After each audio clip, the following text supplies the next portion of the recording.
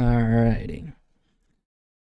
We're live again, and I do this every week. While the servers are down for weekend testing, I go through and I catch up on content creator videos that I missed from the prior week and even this past weekend and things coming out this week. So I don't have anything planned. I'm just gonna go through. Well, I'm gonna start with Hidden Dagger Inn. Inside. What's up, Here we Pharaoh? go. All right. Start with Hidden Dagger here. Inside Ashes of Creation Alpha 2, his honest review.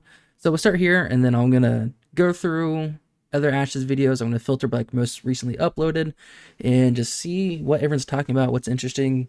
See content creators' opinions and reviews about the alphas so far.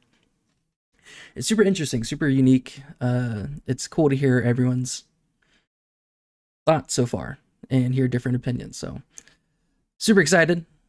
I get into it. Oh, one thing I want to check. I'm trying to add Twitch and YouTube chat on the stream, and I'm pretty sure Twitch works. Let's see. Hey, that comment went up. Beautiful, but I can't get YouTube to work. Oh, it does come up. Beautiful. I just had to start the stream for YouTube chat to pop up because it wasn't doing it before in my testing. So this is lovely. Awesome. Cool. All right, so we're good. All right, Peon, Hidden Dagger Inn. I'm going to have you kick us off for our first video of the night. His honest review. Let's hear it, Peon. What's up, Pharaoh?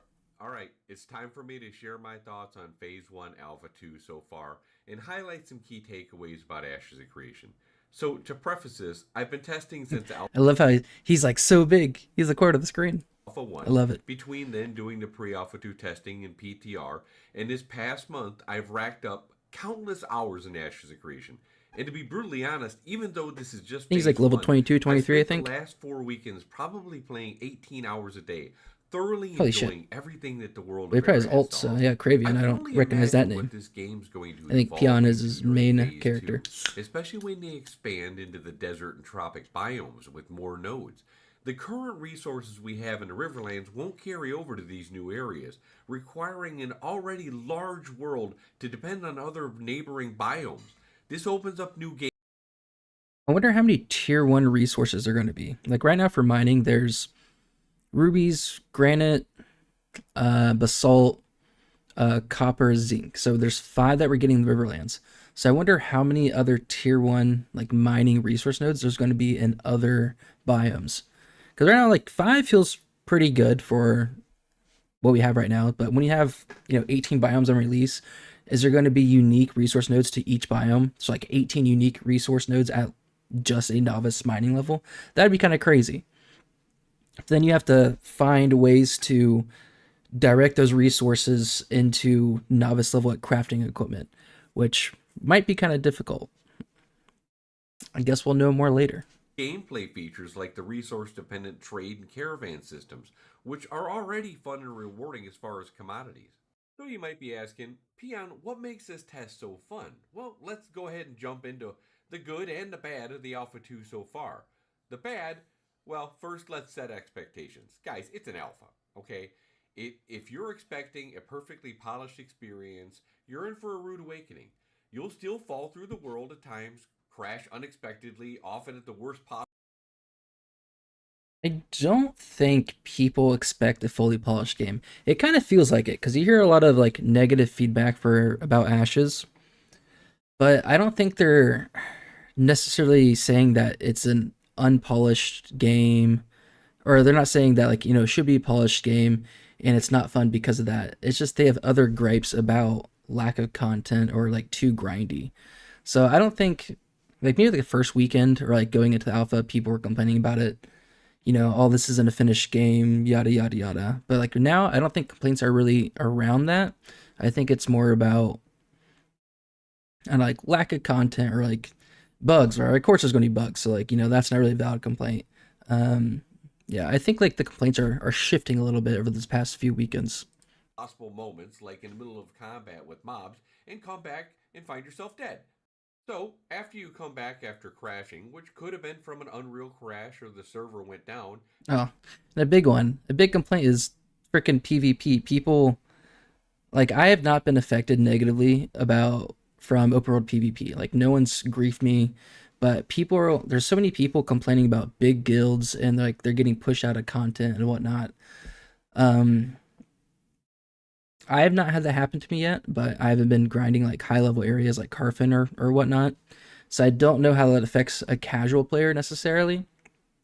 But so far, in my experience, like big guilds, I see Pirate Software's guilds everywhere. But so far, they're not negatively impacting me in any way. If anything, they're helping me because like every single party I get into, we got at least one or two Pirate Software guys in there. So I don't know. Maybe it's a bigger issue if you're, a somewhat big guild, and then the largest guild, like Pirate Software or whoever it may be, is in the same area as you, and you're trying to PvP them to take this perfect grinding spot, and then they can tell their other like 18 guilds, like, hey, come help us win back Carfin, and then it could be not fun. But that's the nature of this PVX game. Steven wants friction, and there's going to be more systems down the line that help combat zerging. Having like one thing that I'm aware of is large guilds are going to have less guild buffs compared to smaller guilds. And I think Steven is going to have more things down the line to help combat zerging. But I'm not sure what else is planned further down the line. Now, albeit the servers do tend to come up rather quickly, so it's usually only a temporary inconvenience. That might not make you feel better when you're working off your dead XP, or maybe running back to your loot, hoping you can get it in time before some poison pill picks it up and runs away with it. Now, the server lag has definitely improved over the last 4 weeks, which is really impressive because I'm over on the Linus server, I don't have any and it's the lag, to home be of the honest. huge streamers, and it has gotten markedly better. And let me be very clear about the corruption system. It is not worth. I'm curious about the surveying pylons. I bought one for mining, and all it was a pylon I put down. It's like right here in the mini map. It made a circle like that big, so it didn't fit your entire mini map. And all it did was tell me that there's resource nodes to be mined. It didn't tell me what resource nodes or where they're at. It just said there's 8 resource nodes in that small circle. And if I just like turn my camera around in a 360, I can see all those resource nodes. So the pylon didn't help me whatsoever. It didn't help me find anything. And it even pointed out resource nodes that I can't gather. So like I was just a novice miner and it pointed out like sapphire or emerald or something. And like I can't even gather that yet. So I don't know if they changed the pylons at all, or maybe I just didn't use it correctly. So I'm curious. Maybe I'll find gameplay of him later actually using the lumberjacking pylons. Worth it to become corrupt. Be careful about who you're attacking. Make sure that you don't attack them if they're not purple or red. Going corrupt is extremely penalizing, and it should be for being a dirtbag. So if you like doing that stuff, then be prepared to be a loot pinata. One of the things I do find exhilarating, though, is if you see some people that get killed in combat by mobs, it is just only human nature to run up there Yeah, and run look up and at go that loot. pile of ashes and see if what they have is worth picking up and running for your dear life to see if you. I've definitely had I've looked at bodies before just to see what they have, and I've had people like chat at me like, I could have looted your body, like, you dirtbag, why are you trying to loot me? I'm like, I didn't loot you. I was just seeing what's on your body. And if you had stolen glint on you, that means you looted someone else. So I wouldn't feel bad about taking your shit. But like that guy had nothing on him or nothing stolen on him. So I closed out and I walked away. And then he sent me a whisper and said, like, I could have looted you and, like, saying other stuff to me. And I had to mess him back, like, hey, like, I didn't steal anything. I just checked your body to see if you had stolen glint on you. Because if you did, I would have taken it. But he didn't. So I'm like, chill out. I didn't take anything. We're all good. If you can get away.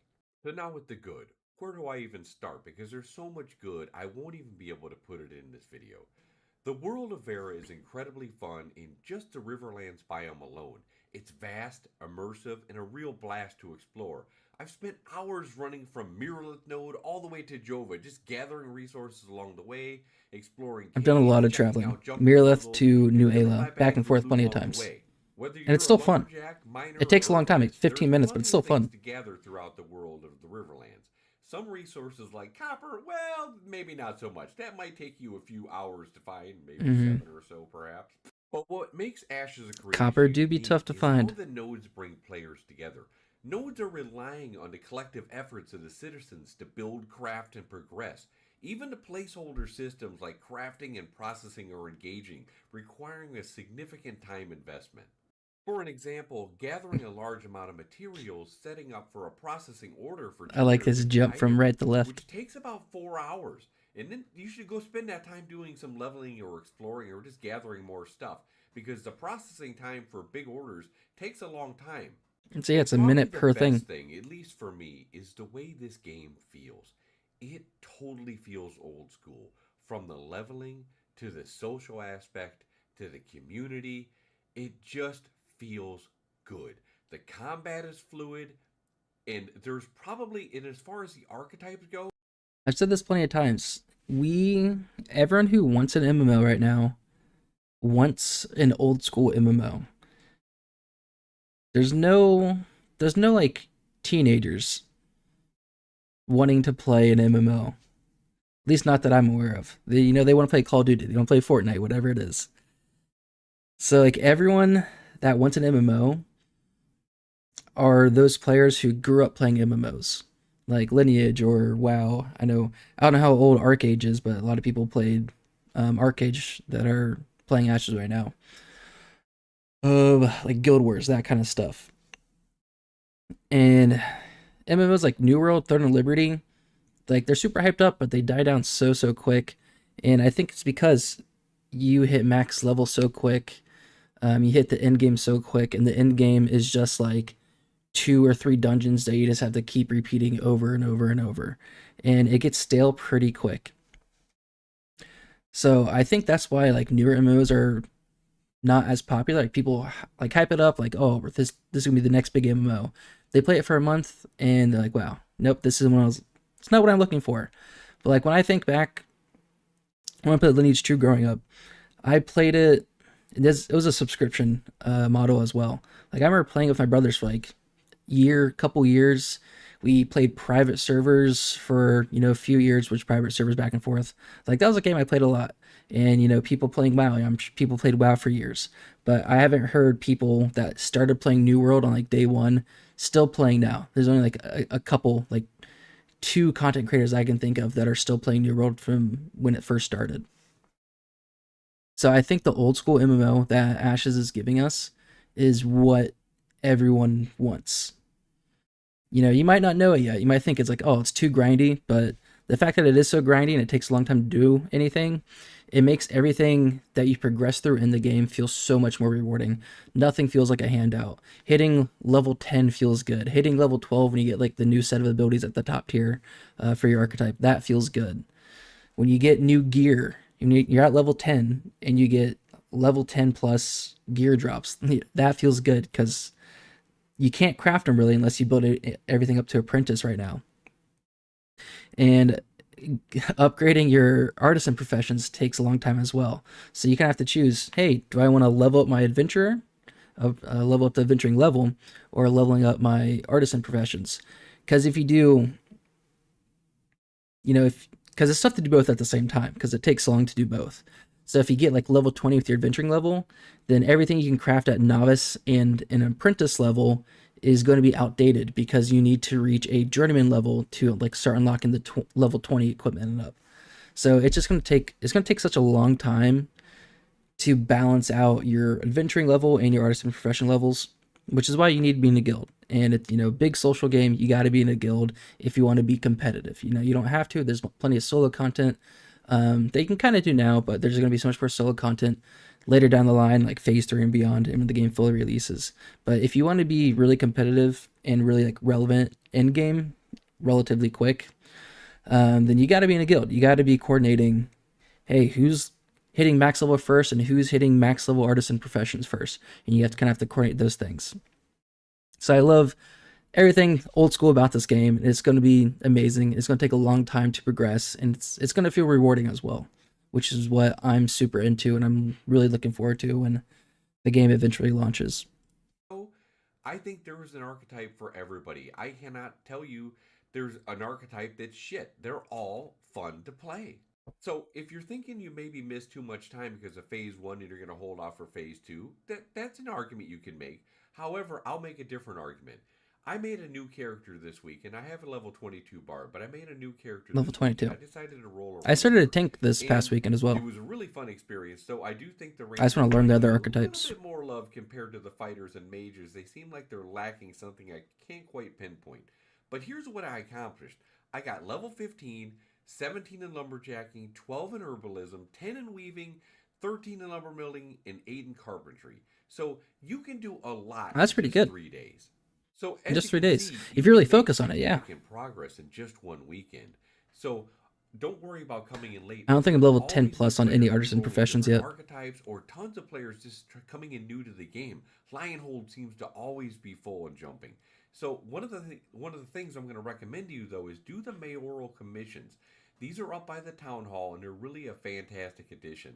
I highly recommend focusing on those because they're going to give you 3 to 5k experience for like quest to kill 10 wolves or something like that. So they're a great supplement out there while leveling. So why join Alpha 2? If you're on the fence, consider Let's hear it. For the $120 that Oh, you're paying, what is that? What is that? That's a bug, no? That timber should be taking up 3 slots. Weird. 15 of those dollars are a subscription fee that you're going to get. Peon's hacking the game. You're going to get $15 worth of embers. That's essentially basically $90 for early access for Ashes of Creation, letting you test the game, provide valuable feedback, and experience its growth. One thing I'm curious about is buying the Alpha 2 bundle, like the second wave, this keys, do you get in-game time when the game finally launches? Because the packs that we had before, you got subscription time, like 6 months or whatever. Let's see. It's so small. Okay. All right, you do. So like 1 month. So you're paying $120 to test the game, get an alpha, and at least you get 1 month of subscription time when the game actually comes out. And some embers, which is the in-game currency for cosmetics. There's going to be no pay to win. Absolutely no pay to win. Steven's been pretty firm about that. And really anti like gold selling mechanics and anti-botting. And he's been really transparent with severely punishing people caught trying to do those things, which is fantastic. Okay, cool. So just 1 month subscription time. Not bad. It's okay, you know? At least you get something and not just the alpha and then having to get a subscription once the game actually launches. Cool. I didn't know. I was curious. Growth firsthand. Now, I paid $100 for Diablo 4, which I played a week. This is going to last well over Diablo 4, $100 to get like a week early access or whatever. That was crazy. Endless hours of fun. And if the bugs start to get you, just come back to a later phase, because it'll be open all the way until launch. Ashes of Creation, even in its very unfinished state, is better than most MMOs, especially recently that I've played at launch. With the upcoming features like I say this all the time. If this was Amazon Studios, they would be releasing Ashes Creation as a full game in its current state. It's shaping up to be one of the most ambitious games ever made. So if you're like me and you're a competitive gamer who hates feeling behind in MMOs when they launch, Alpha 2 is calling you. I've been on both sides of the fence. I joined Dark Age of Camelot and Arcade late, where I constantly felt like I was playing catch-up, versus starting an alpha for games like Warhammer Online and Guild Wars 2, which was a night and day difference on my experience. And make no mistake, Ashes of Creation. I gotta say, you know, there's no pay to win. Absolutely no pay to win for this game on launch.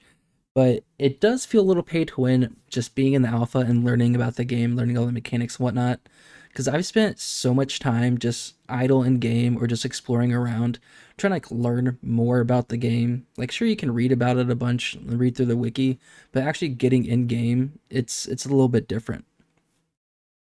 So I can argue it's a little pay to win in that sense, where all my idle time I'm spending now and learning about the game, I won't have to do on launch. So it's going to spend me plenty of hours in the first, few weeks, the first month, where I would be, learning about crafting or learning about all the artisan professions or finding good spots to grind or what's the best XP, what's the best way to level.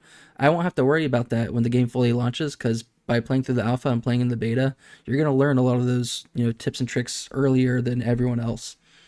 So a little bit pay to win. if you take that stance. Is going to be a very, very in depth game. Maybe the most I've ever played. Now, if you're one of those people that don't want to spoil your experience for yourself, then Alpha might not be for you. Or if you can't deal with any bugs, then Alpha's not for you. But if you want to dive deep into learning the systems and be part of something incredible, maybe it's time to join now. So come join us in Vera. There's no bugs that I've come across that made my experience worse. Like, sure, there's like bugs that like might get you stuck onto the map or whatever, but it's more funny than anything. You're like, you fall through the map or whatever, and it's like, WTF, this sucks. Let's slash unstuck, do a bug report, and get back to grinding or whatever. Yeah, there's no game-breaking bugs for me that I've come across. If anything, it's making my experience better, to be honest. This week, you still got time to get in. We got another. It's like a little unexpected pop-up event before they do a wipe. You can try all the archetypes to find one that fits for you, have a little bit of experience, so when Phase 2 does roll around on December 20th, you'll be cock-locked, ready to rock. The time is now. Let's grow Vera together. Let's find these bugs and smash them. Whether it's gathering, crafting, or fighting, we're shaping the future of Vera in this world together. If you're already in Alpha, go ahead and leave a comment below about your experience in the game so far. And if I've convinced you to try Alpha, go ahead and feel free to use my referral code to help give me some extra embers. Thanks, guys, and I'll see you in game. Bye-bye. Beautiful. Love it, Hidden Dagger. Love it. Okay, let's look up some Ashes of Creation. That's on my homepage. Let's go through just recently uploaded stuff. I've not watched the Snark review. We got nice and honest review. 11 minutes, 17 minutes. I might come back. I might come back to these two. Ashes of Creation 40v40 PvP fights.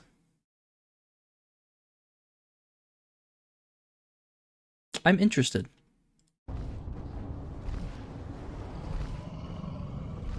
Shake in and trying to get what you can. Oh, okay. Let's I haven't watched anything from For the Boys. Clipped it down for.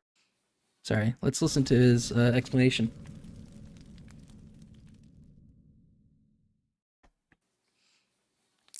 Hey guys, welcome back to the channel.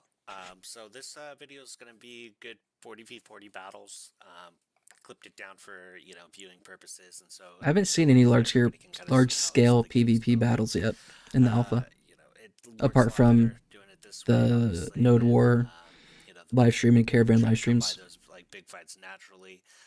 Those big fights naturally are just kind of like really crash the server because just more and more people keep showing up, and so it's still an alpha.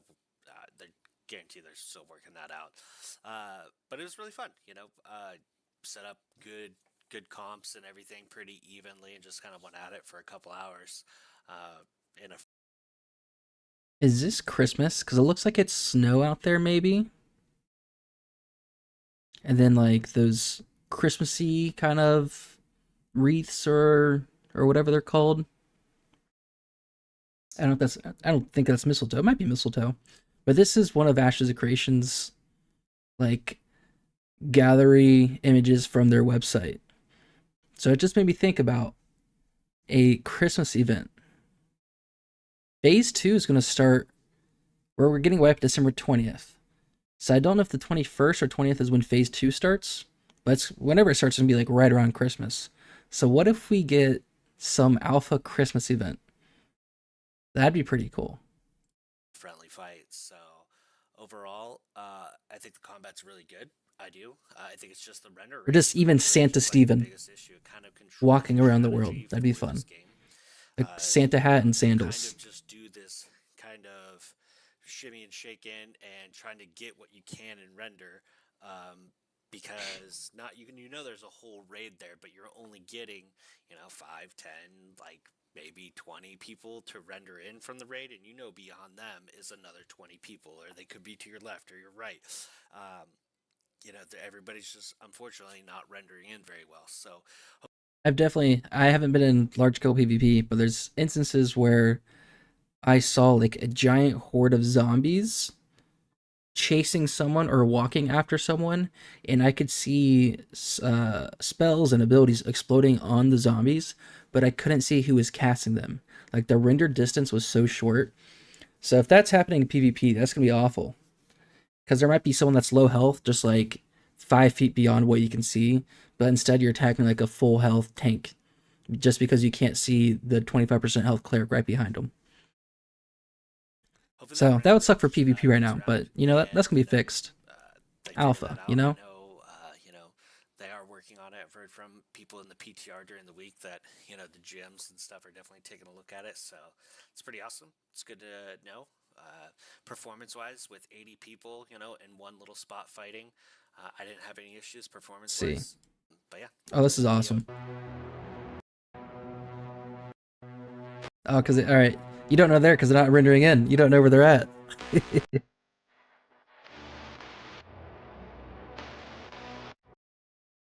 Let's see. It's probably, yep.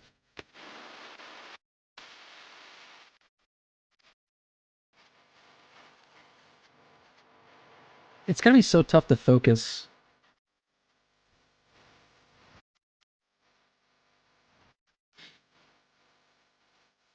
Like I don't get it. How do you even know what's going on? Look, all those cleric circles popping down. And it looks like he's crushing it.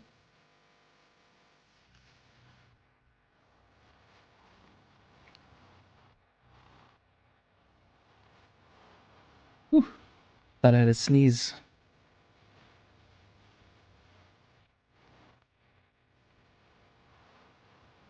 I thought they were winning, and then 30 people just loaded in.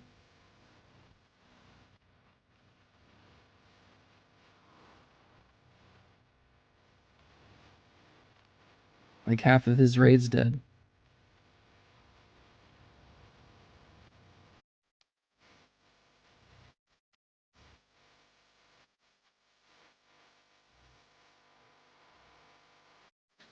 Blizzard's gotta be so good from the mage. Because the mage has some pretty good AoE stuff. You can do like a Hoarfrost and like a Cone of Cold, and they're like instant casts, so you can chill and then freeze people in place. And then you can also cast Blizzard, which is a giant circle around you where you're dropping ice shards and freezing people. That'd be so good right there. Like, turn on your shell, blink in, and just like throw up your Blizzard real quick, and you start freezing a ton of people. I'm sure they'll focus the heck out of you, and you probably die pretty quick. But if you get a bunch of freezes off, and you stop like you're in between 10 people, and you freeze 10 people before they can kill you, then like that's 10 people that you just are all frozen, and the rest of your party can AoE them all down. So if you sacrifice yourself 1 for 10, totally worth it.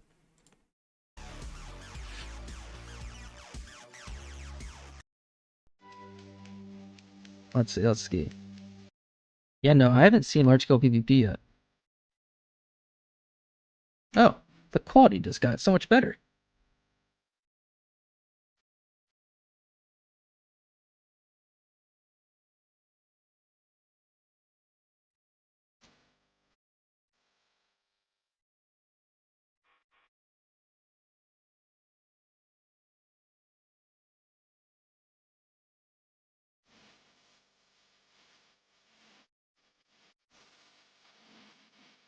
I wonder what server this is.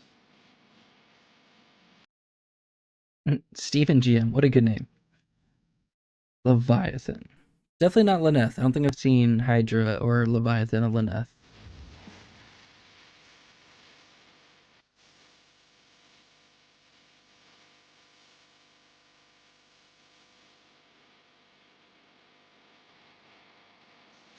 I'm trying to decide, are all the visual effects for all the abilities too much in this 40v40? Or does it look fine? Like, is it too distracting of what you're trying to do? Or like, are you missing AoEs from the enemies at your own feet?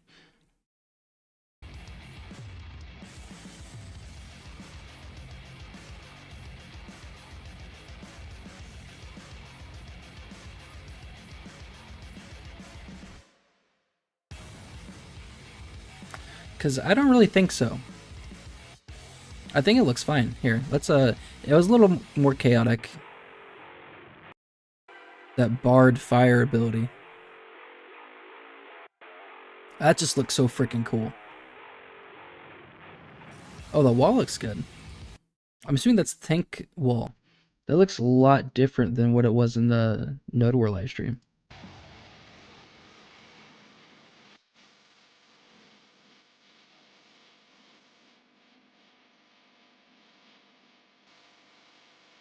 Like you can clearly see the traps on all the routes.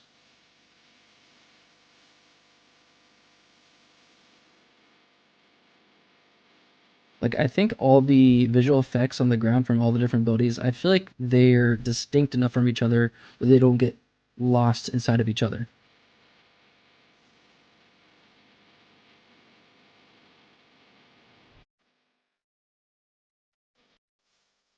Right?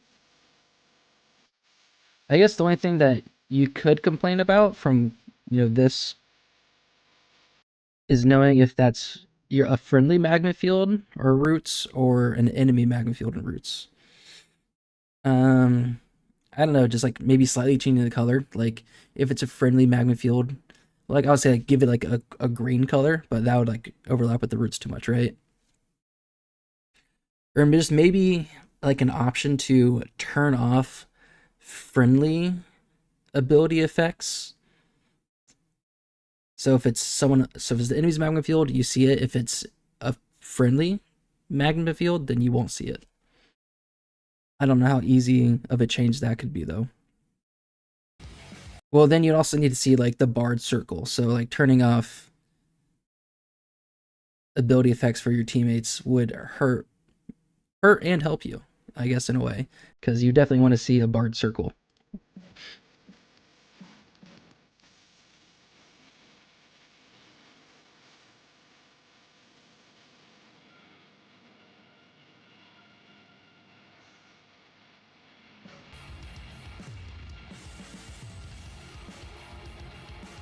I think this looks really good though. I think this 40v40 PvP looks really good. And no, we're only in an alpha. It's only going to get better. But no, I thought that looked really good. Apparently I watched this already. I don't recall. Maybe I will once I start watching. Sorry, did I like? Yes, let's like. And sub. Alrighty. I think I read through the PTR updates. Nothing major that I can recall. So I won't care to look at that. This was an amazing idea. Ashes of Creation Alpha 2. This secret spot changed everything. It looks like he's with Steven and Carfin. That looks like it. 25,000 hours of WoW, first 100 hours of Ashes of Creation Alpha 2, my honest review by CoStark. That's only 3 minutes. Let's listen to it. 3 minutes, let's hear it. That's an easy watch. What's going on YouTube? CoStark here, and in today's video I want to talk about my experiences so far in Ashes of Creations Alpha 2. My experience in MMOs mainly stems from having 25,000 hours in World of Warcraft over the years. Some key That's a things little that I've bit. been noticing That's a few hours. over the last couple of weeks since October 25th, the leveling, the mounts, the nodes, the crafting, the mobs and NPCs, the classes and the spells, the combat, the graphics, and then finally the community. Talking about the leveling, I think it's fine. The time it takes to level, it's a ton of time. I haven't reached max level yet. I have a level 14 cleric, a level 12 tank that I've been playing on. You know, I'm not too worried about the leveling right now. Yeah, we got a 14 mage and an 8 tank right now. To be wiped all of my progress on December 20th. So that's why I wasn't really too worried about reaching max level. So I've spent a lot of my time just kind of exploring, walking around, talking. Yeah, I've been thinking about what I want to do for the rest of my time before the wipe. Like, it definitely doesn't, now that we have a confirmed wipe, I don't care to try to grind and level up. It'd be cool to hit like 15 or 16, whatever you need to be to get in the Carfin, just to go around and see Carfin and try out the mobs a little bit.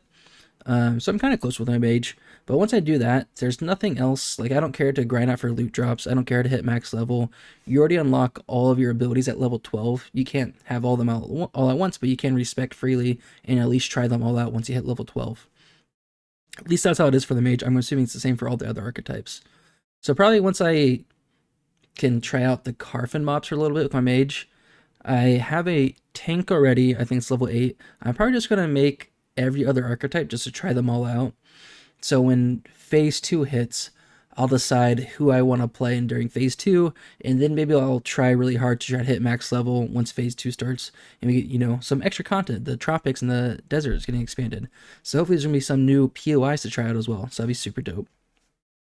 But yeah, not really sure what I want to do. Try out all the archetypes and maybe hit apprentice in some of the professions, like the processing, crafting mainly, just to see kind of that process at an apprentice level. I guess it depends on what the nodes have available, because right now all the nodes in Lyneth, I think we have one building built for each of them. So I'll have to look to see what's available at apprentice level before I decide on what to level up first. To other people, kind of getting into my character, so I really wouldn't change anything about the time it takes to level a character. I think the timing's good. Happen is it does feel a bit grindy, but that's the point of the game, and that's what I like. Like when you're halfway to level 9, you're like, oh, this is taking forever. But once you hit like 80% and you're watching it, like 85%, 90%, you're like, oh, I'm getting close. And then because it takes so long, it gives you a good stopping point too. Because you can grind for a level for like an hour, a couple hours. And once you hit like level 10, level 11, level 12, it's like, whew, I finally did it. I hit like a good stopping point. I can get off for the night and start playing tomorrow. So I like that. I like that leveling gives you a good stopping point, because it does feel so tough to get to, and it feels so rewarding. Like, yeah, I accomplished something tonight. I can go to bed happy and think about tomorrow. It makes you keep wanting to play the game more, actually, because it takes long to do something, and once you finally do it, you feel so accomplished, and you feel like you can finally take a break from the game. But once you leave the game and you go to bed or go do whatever, you'll start thinking about, well, now I got another level to get through. Now I have more equipment to grind for. Then you start thinking about it, and it makes you want to come back and play the game even more. More involved questing, right? More overlying storyline to the quest, not just, right now it just seems very random. I do know that the story arc system has not been implemented yet, so I'm hoping that that will change a lot of things in terms of having a reason to go to these places, right? This is actually a big topic within my household right now. The mounts, more specifically, the flying mounts. It's a tough one. I don't think it's a good idea to add flying mounts just for anybody. It makes it a commodity. Like when you Flying mounts are only for mayors and possibly guild leaders who own a castle. I think that's it. I think there's gliding mounts that anyone will be able to use, but they won't be flying mounts. You just kind of, coast for a long way if you're high up. See that person on a flying mount, like it will mean something to you whether or not you have one or not. Dude, my roommate was basically like, yeah, I'm pretty sure. If you don't have flying mounts for everybody, I'm gonna quit this game. The nodes is like one of the most like intricate main Saints of Sharif. What a great name. Home. You are going to want to protect your home. You don't want people invading. You don't want people going to war with your node. You're not going to want any kind of like disturbances in your node. Moving on to the crafting. What I know about the crafting system so far, it's just a lot, man. It's a lot. It's so complex. No explanation, which is fun because, you have people like my roommate who will literally like figure this stuff out. Again, that's kind of like where I learned the most. I think it's good. I think the complex artisan professions and crafting and processing and everything, I think that should stay. It is going to be super complex, but I think that should stay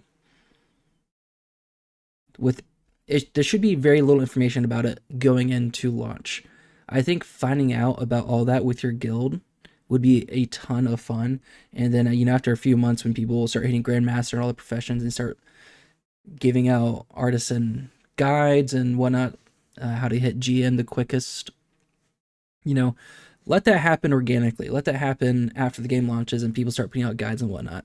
But I don't think they should spoil everything about it, or even like spoil maybe like 10%, that's it. But leave a lot of that content for exploration when the game actually comes out. Most of my stuff from was him crafting. Moving on to my experiences with like different mobs. A lot of fun that I had more and more fun playing the game, going to all the crafting tables and like figuring out what makes what professions you need to make what equipment, and how to upgrade those professions, what I have to do to level it up the most effectively and whatnot. It's just a ton of fun. And NPCs throughout the world. I would like to see the mobs and NPCs like pathing. Some of these mobs are teleporting every which direction. Yeah, the especially aggro when and you're up on pathing is a tank little class. scuff You right don't run now. into one end to go pick up a mob and then decides to just like glitch through the But wall, and I'm that's just running around. such a minor thing. Classes and spells. So far, like I said, I've played 2 different classes. A minor thing in its both current really state. opposite ends of the spectrum. Like one's a tank, one's a healer, and both of them feel amazing. The brightness of like spells and how like when there's like 5 different mages all casting lightning ball, or that magma lava field, or like blizzard, it's just so much. That way, like when there are a lot of players in one condensed area, it's just not like a cluster mess, you know. It's not an optimized game, so I get a lot of frame rate problems. But again, I'm also playing and streaming. As time goes on, I'm sure the game's going to get smoothed out and it's going to get optimized, and certain parts aren't going to be like so laggy or like desyncing or anything like that. Lastly, we have the community. You're talking to people out in the world, you have to have people to communicate. It's just such a massive team effort. You know, you're going to have a very communicative mayor. You know, the mayors are going to have to communicate with one another. Yeah, man, that pretty much wraps up this. That's a big thing. Someone in one of my chats pointed out that I was in a party and everyone in the party is talking to each other. And like in global chat, there's constantly people talking. And that's something you miss in some like the most recent MMOs, because everyone's in Discord chatting with each other. And if you invite a random person into your party, like everyone's talking to each other in Discord. No one's like typing to that one guy who's like on the outs. Maybe just like one guy from the party's talking to him like, hey, we're gonna go this way, or we're gonna go this way. But there's not a whole lot of communication. But like all the parties I've joined up with, because I haven't been in the guild up to this point, and I've just been partying up with random people. But like everyone's just so friendly. Everyone's talking all the time. We're learning about the game. We're teaching each other stuff. So the community is fantastic right now. I absolutely love the community. Even before the game came out, like all the content creators, and like all their community and like Twitch and like live streaming on Twitch and just talking about the game, everyone's like so positive and everyone's just super helpful. So the Ashes community is top notch right now. Beautiful. Beautiful, Kozark. I think I see him streaming on Twitch. I do. Definitely been in his chat a few times. Sorry, I wasn't subscribed on YouTube, but that's right. Now we are. The bad news for Ashes by Grappler. Essentially, there's a duping bug or glitch where you can dupe anything in the game. He doesn't say how to do it. I don't know how to do it, but I'm glad that's the point of the alpha, right? We want to figure that out now and fix it now. And even we found it before phase 2, so that's fantastic. So now that's going to be fixed before we go into phase 2, so people can't be duping stuff right at the start of phase 2 and getting like a big lead over everyone else. But I'm curious about this XP and gear farm location. Oh, is this oh yeah, he's probably high level. Say 1.8 million XP an hour. We are going to be doing a video on what is the best farm in the game at the moment, in my opinion, and Warhorns. the fastest ways to hit level 25. We are killing a lot of Minotaurs, and not only is So the Minotaurs and Sand Squall. Yeah, because only humanoids will drop gear for you. Holy shit. Your tank is fine as long as there's 2 They're or less clearing berserkers. this. You should group these up together so that everything's together, so that your team can hit AoE and everything. I'll try to get a good vine here to help out the grouping. And that tank is tanking. Holy cow. This is a misplay by me. How much XP? I'm sure the XP to hit level 25 is probably fucking Now, once massive. this wave is dead here, there's something to consider. If you're doing this efficiently, the mobs will not have respawned yet. So, after this happens, what you're going to do is you're going to cross the canyon again. You're going to pick up a couple of berserkers, depending on how many you're going to. Once this happens, once you're done with this wave, these will probably not have respawned yet. This was the straggler from behind that was left behind last time. Once you've picked all of these off, This is crazy. go ahead, cross the canyon to the other side, and Like the parties I play with now at like level 13, level 14, if we pull more than like 3 mobs, we're getting party wiped. So it's amazing. And I heard like after level 12 and level 13, the mobs like get exponentially harder, so it gets tougher and tougher the further you go on. So it is just amazing to see a party stay alive this effectively. Like the tank is full health. I think that's a tank right there. He's nearly full health. Kill Minotaurs until this respawn is back up. And just one cleric, one bard, That's the farm. You're getting well 3 over rangers. 30 Holy per hour. cow. I'm not exactly sure what the XP per hour is at the moment, but I've heard numbers all the way to 1.8 from certain people. So I have not seen any place with XP this high. That's especially crazy. 23, 24.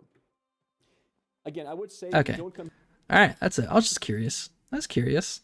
Cool. Oh, hold on. We are going to be doing a video on.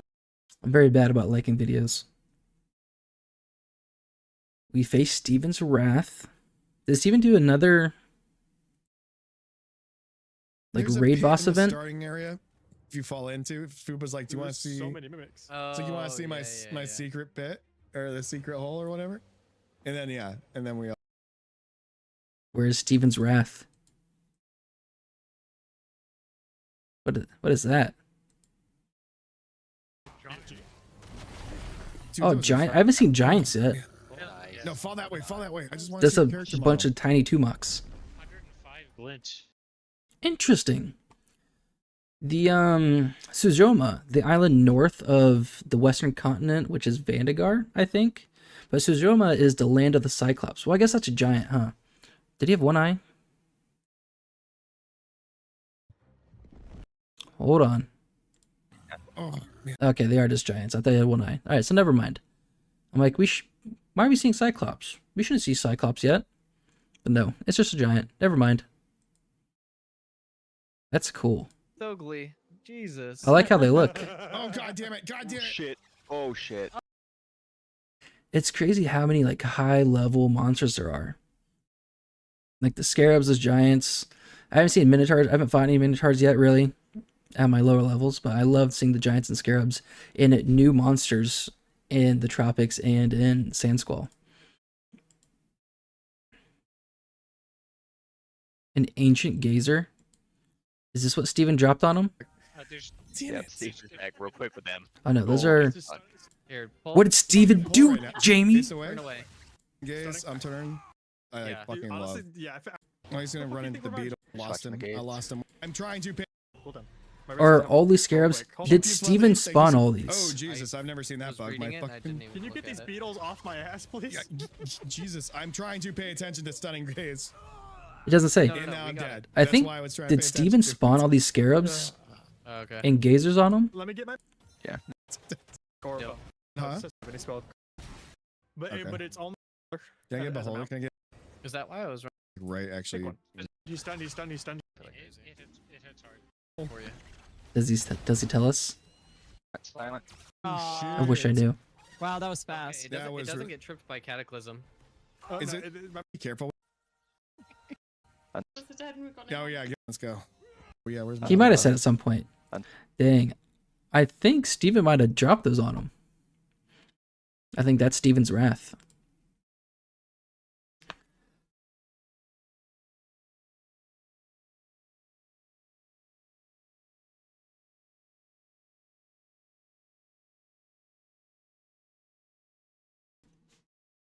Sorry, I had a sneeze, but it passed. Okay, we might go to Nice and Narc. Is Lizzie Peon Muay Thai fighting?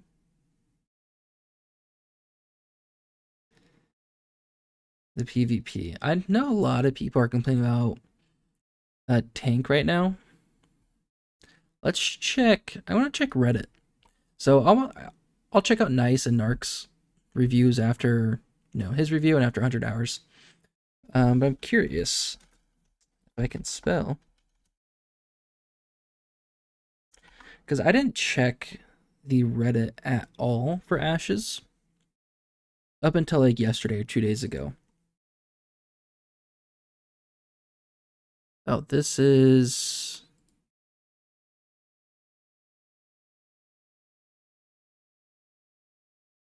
Okay. I've never been on Reddit, I don't think, on my actual computer. It's like, why does this look different from my phone? Okay, these are the posts. I see. Yeah, please do not listen to people demanding you remove open world PvP. He's not going to. This is going to be a PvX game, and Steven will never remove open world PvP. That's why he's nerfing corruption to the freaking ground, because he doesn't want to get rid of it. Because he still wants that friction in the game. And taking away open world PvP is going to be removing one of the core pillars of the game, of it being a PvX game, and having risk versus reward, and having that friction, player-to-player friction. So that's never going to go away. He'd make it feel super bad to participate in, but he's never going to remove it. I understand the point of some people or popular streamers who claim this feature is bad or would kill the game or whatever, but this is one of the most unique features this game currently has. Adding a risk mechanic in the form of open PvP in addition to other PvE risk factors is one of the things that are currently giving the game replayability despite not having all systems online. True, I think that's very true. And, you know, risk, that's a big thing, risk versus reward. It gives also some groups who are interested in dominance over leveling spots a mechanic to engage in that activity. I am not part of such a group, but I have seen guilds doing that already, and that is fine. I mean, this is exactly what Steven wants. Like, this is what people are complaining about. This is exactly what Steven wants. This is the whole reason to have open world PvP, and I'm pretty sure he's stated this multiple times throughout developer live streams. It is an invitation to challenge them in open world PvP if you want to gain control over that spot, which in itself is unscripted content that, in my experience, is one of the most fun and thrilling type of experiences you can have. It's just the complaint that people are having is that it feels unfair because of large streamer guilds. And, you know, if you're a guild of 50, like you have a full guild, you're like, yeah, let's go take over the spot in Carfin. And you see Pirate Software's guild up there. And like, hey, let's fight you guys over the spot. And if you win, well, Pirate Software has 50 other guilds that are maxed up with 50 people that can now come over. So it's not just one guild versus one guild. It's one guild versus one streamer guild, which has 50 sub-guilds. So that's the complaint people are having, right? But yeah, open world PvP will never go away. Yeah, Steven has no intention of removing that. That's a large part of the basis of the entire game. Correct. Yep, built into the economy and everything. Yes. Am I on a different subreddit or something? I've seen a few posts talking about people wanting the removal of world PvP after dying to one player or something similar, but I haven't seen these posts kicking around. Yeah, that's something that's never going to happen. Getting killed in PvP sucks and feels like crap, but having that adds a layer of tension, excitement you just can't get anywhere else. Yeah. Yeah, so everyone in the comments, I'm sure, is going to say the exact same thing I just said.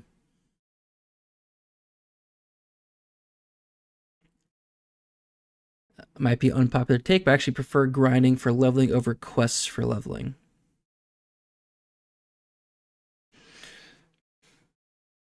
That's interesting. Let's hear them out. I've played many MMOs over the past 15 years, and in my experience, the MMOs that use quest as the main, sometimes the only, viable source of XP usually end up boring, unintriguing, and uninspiring quests. So there's gonna be a balance, right? So something I hate about New World is that you just follow the main story quest and you hit max level, and you can do it in a weekend. It's so quick. So I think like having a main story quest is like cool and fun for lore, but it should be a very minor thing in terms of progressing your level. Like, I don't know. It should probably like. I don't think it's a sandbox MMO, right? There's never gonna be a main story quest, so you know there's no point for that actually. But yeah, I totally agree that quests that just streamline you to max level isn't fun. It just feels like, how fast can I just rush from point A to point B, kill 5 monsters, and get to point A to point B again? Hey, Mighty Adventurer, I have an epic mission for you. Kill 10 boars, click on 5 crates, please. Let's be honest, that's simply a task. I much prefer when quests are little, sometimes grandiose adventures that you go into once you hit a certain game threshold and levels. Sometimes you're helping an old carpenter build a wooden piece of furniture because he has arthritis, and other times you're delving inside a cave on a volcano to fight a dragon so you can unlock access to a really important piece of equipment. That's going to be like story arcs, right? So what he's yeah, I much prefer quests that are little. So yeah, I mean that's exactly what Ashes is going to be, right? Quests are going to be in the game. There's going to be story arcs, which are going to be in the game, but they're not going to progress your level very much. There are going to be things that you can do to unlock other pieces of content. They're not going to hit you from level 20 to 21 or 22 or whatever. You have task board scattered around the game's town, so players have a reason to move through different farming spots and not stand in a single place 24/7. Yes, so there's definitely a sweet spot, because right now commission boards, I look at it, and a lot of them are like, half of them are level like 3 through 8, and the rewards are not worth me completing, and they're not anywhere where I'm going to go. So maybe having commission boards a little more tailored to your level, so just having a lot more commissions available. So something a bit more tailored to your level might be good. And they also have to be somewhat rewarding for you to want to go out of your way at least a little bit to go complete them. As for the quests, let them be something special and rewarding that you do once in a while. And that's like story arcs and like the pop-up events, the dynamic events that spawn in the world as a response to player stimulus and like killing other monsters in certain POIs. So that's kind of what they have. They have, story arcs and pop-up events that are rewarding, but they don't happen often. So good things to do. It's good to take a break from just grinding and go to this quest. But commissions, I don't know, the more I'm thinking about it,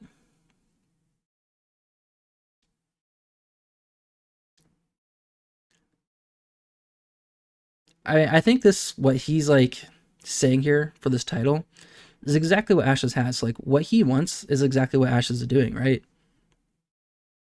I'd like to know what you all think about this, so please feel free to comment whether you agree or disagree. I think totally agree. I think this is exactly what Ashes actually has right now. Now, it's not all implemented right now. Like, story arcs aren't in the game, and commissions aren't really worth doing it for leveling, and they're just things you kind of check out your commission board, like, hey, I'm going to Highwayman Hills, and there's 3 commissions that are somewhat close to Highwayman Hills. Sure, I'll pick those up and go do them, but I'm not going to take anything that's out of my way, because it's totally not worth it. So, if you like Ashes of Creation, I think you're definitely agreeing with this statement here. I hope one day commissions become huge, like 500 mobs with nice XP rewards as a bonus, or perhaps green gray items for that level.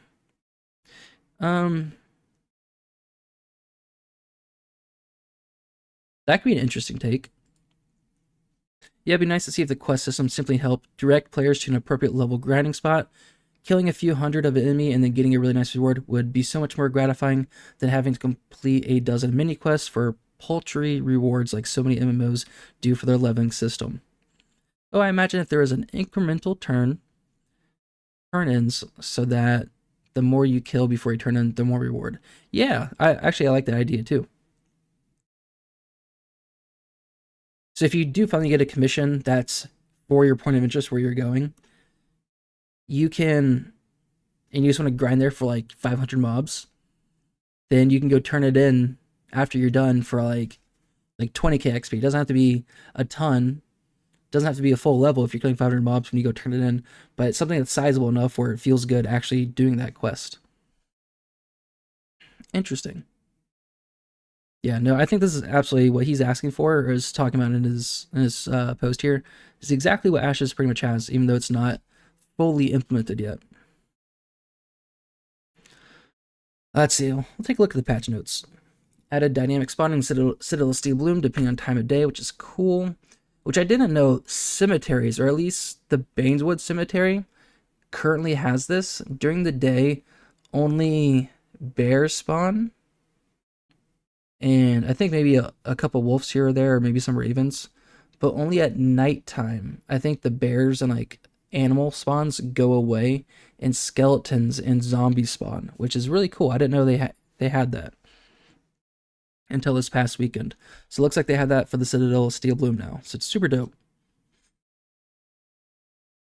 Oh, Theory Forge.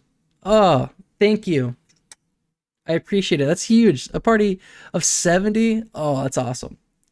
I'm just going through Reddit post Planendorf. Thank you. Thank you for the follow. Legume. Thank you. First time chatter. Oh, this is awesome. Hey, I really appreciate it. How'd your stream go, Theory Forge? Oh. Woo. Phantom X. Oh, I love it. Thank you so much. That's fantastic. I'm just just shooting the shit. Hey, I mean, that's all we can do while the servers are down, right? This is what I do every week while the servers are down. I just go through and try to catch up on content creator videos. Whew. I've never heard my follow alert sound happen so many times. If it's annoying, I'm very sorry, but I appreciate the follows. Woo. Oh, it's fantastic. Thank you, thank you. How's everyone's Ashes experience been so far? In my opinion, it gets better every time I play, every weekend. The more I learn about the game, the more fun I'm having. I've been playing solo so far, but I recently joined a guild, so I'm super looking forward to playing the game with the guild now. So it's gonna be super dope. Because right now, you know, I'm trying to do some... I'm only like level 14, but I want to get into Carfin eventually with a coordinated group and do some grinding, you know? Have a lot of fun. But I haven't watched Nice's honest review yet, so I'm about to watch that. Maybe Narcs afterward. We'll see. I've been trying to go through and just catch up on videos I haven't seen yet. Planendorf, I just want to say I've loved watching your videos over the last 6 to 8 months. It was cool seeing what you made when it was all still speculation. Thank you. I appreciate that. Because I really only did... My main thing was the artisan profession, so I did, you know, crafting, processing, gathering. You're having withdrawal. That's how I feel. That's how I feel. Grab of the butt. Yeah. So all the artisan professions, just speculation. So I thought about like going through and comparing my speculation videos to what's actually out there now. But it's kind of tough because the artisan professions are so in depth. Just for one person to like get apprentice in one profession takes so much time. So I'm like, how am I going to do that for like all professions? You know, I could do that at a novice level because I already have access to all that. But it's tough to like really go in depth as one person, which is super dope. I love that. I love how in depth the artisan professions are. I was thinking about this. To make a novice fishing pole, you need, I think, like copper fragments, some wood, and like something from harvesting. So you have to like go gather those three things, and then you have to process those three things.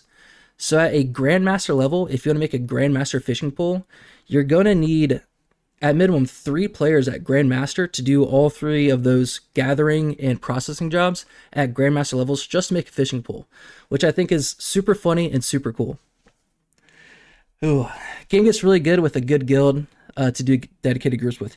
Yeah, so a big problem I'm having right now, well, I guess not a big problem, but I'm at the mercy of whoever's grinding a point of interest wherever I'm at. You know, I just talk in global chat and say like, hey, I'm a level 13 mage at the Remnants of Sophilion, or however you pronounce it. Who needs a mage? And then I accept the first party request I get. And then I get there, and then I die. We're uncoordinated. We're not coordinated enough group, and I die like 4 or 5 times in like 20 minutes. I'm like, oh, I have so much XP debt now. I should have just played solo and found a nice grinding spot solo. So having a coordinated group where we can like pull more than 2 mobs at one time and not die actually is going to be super fun. I'm so looking forward to it. It took me like 4 hours of solo grinding to make my high uncommon apprentice hunting bow. So worth though. It is so worth it. That's so rewarding about the game. So I love how grindy it is.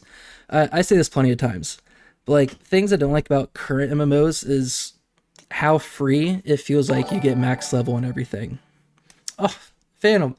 Oh, with the sub. Thank you. I appreciate that so much. Oh, that's crazy. Oh, I love it. Oh, big kisses. Oh, thank you so much. Pickup group life is bad. Correct. Wish you could stay, but need to get to bed. Dude, Phantom, Theory Forge, I appreciate it. Thank you for the raid. Yeah, but it's just so rewarding. Like hitting level 12.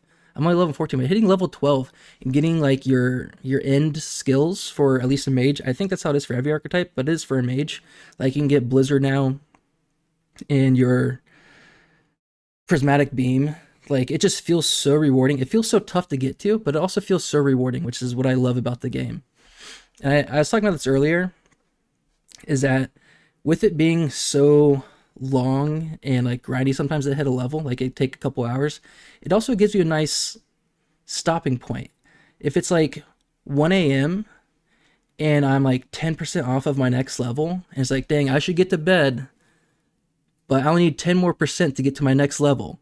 It's like when you finally hit it and it's like 1:30, it's like, all right, I can actually get off. I feel accomplished for the day. I feel good, and I'll go to bed. And then when you go to bed, you're thinking about, well, now tomorrow I have to hit my next level. And you're just thinking about it, and you look forward to the next day and the next day, just because everything you do just feels so rewarding right now.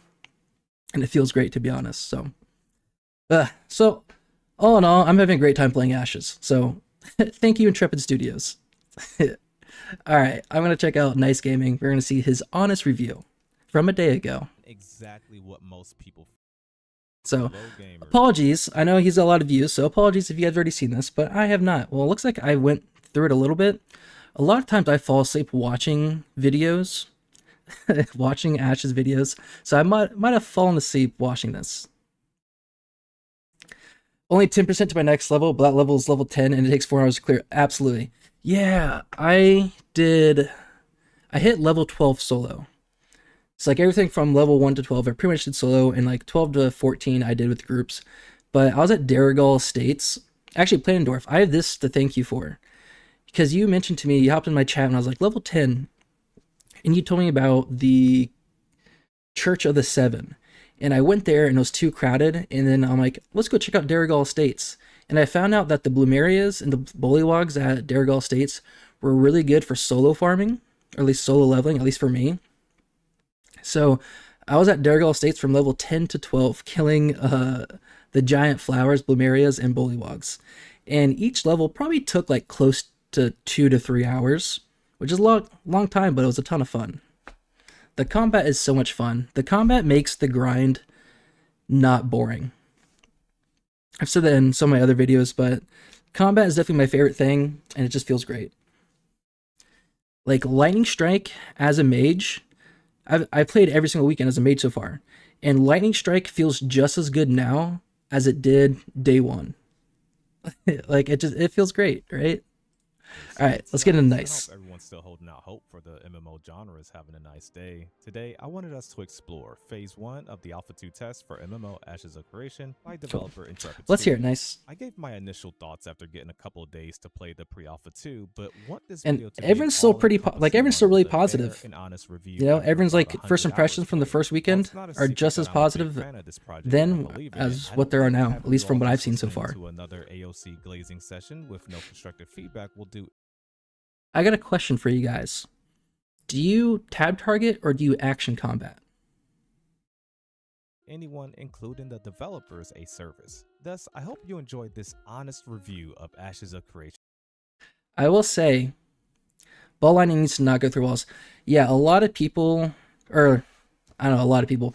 Me personally, I pull aggro, so I'm part of the problem with my not coordinated groups, because I'll do ball lightning and I'll pull aggro through the wall from like other people in Highwayman Hills, and I get yelled at like, "Hey, stop pulling aggro."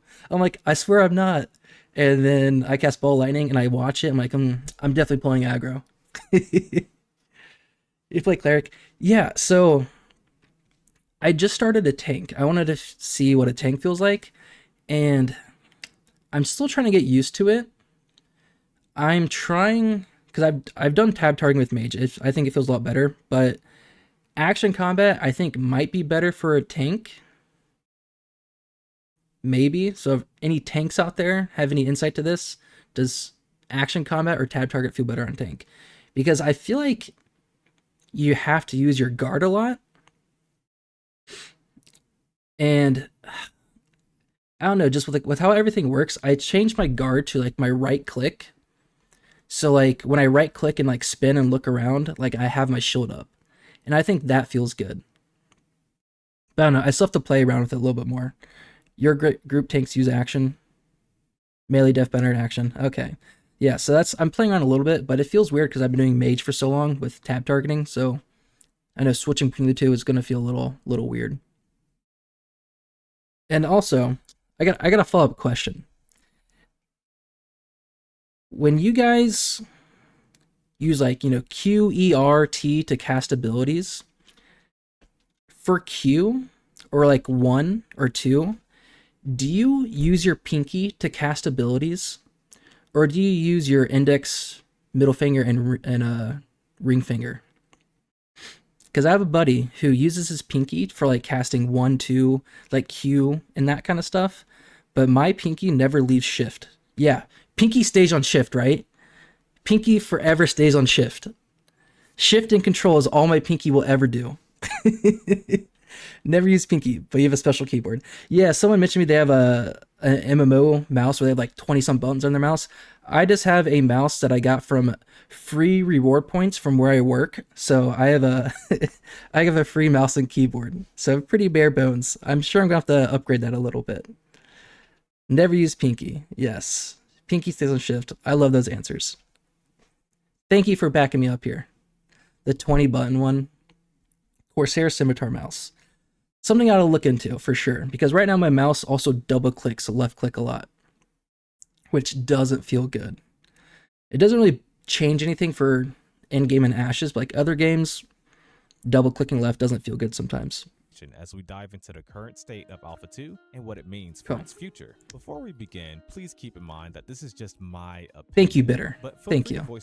I needed to hear that pinky stays on shift. Keep in mind this game is in its early alpha phase with a ton of missing features. If you're new, please consider subscribing to stay up to date on all things Ashes of Creation. Not a ton of money. Good. Yeah, someone mentioned to me that they have like an MMO mouse that was like around $30 maybe, so it doesn't sound, no, that's not terrible. For 20 extra buttons, sounds great. Of testing at the time of this review. With the huge amount of ambition and design Ashes looks to bring to the MMORPG genre, there will be responses centered in both hope we'll get into skepticism. This indie MMO has been in development for years, with the developers starting with a very small team.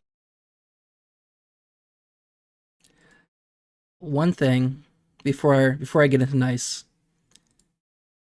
have you guys gotten to see like large scale PvP yet? So like as like a somewhat casual player so far, I haven't really done any PvP at all.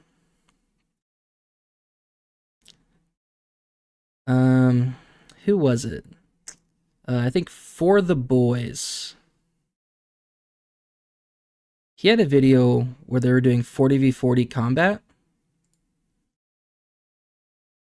And I thought, so there's like some issues with like rendering distance, so you can't see all the enemies. But I think it looks really good. Like, I think people had complaints about large scale PvP with all like the visual effects of the abilities. Like, everything's going to overlap too much and it's going to be like a big chaotic mess. But from what I've seen, at least from this video, like all the effects on the ground, I feel like they're all distinct enough from each other where they don't really like mesh together and you don't know what's going on. So I think at least a 40v40 PvP here, so there's rendering distance, there's like a ton of people right out there, you just can't see them yet. I love the Bard ability, the Fire Saga, I think it looks great. Yeah, I mean, they're definitely at the rendering distance has to, be a little bit better for large scale PvP for sure. But like just seeing all the abilities on the ground right now, a lot of range abilities, I think it all looks good and distinct enough from each other where it doesn't feel bad. It doesn't feel like a big chaotic mess. You can still tell what's going on. Sure, like 200 versus 200 might feel a little bit different. But I think from what we can see here, it's not a ton of stuff going on right now, but I think it looks pretty darn good. I think it's in a really good state. You gotta fight a few kind of large PvP battles during Caravan. So I didn't get to do any caravans yet.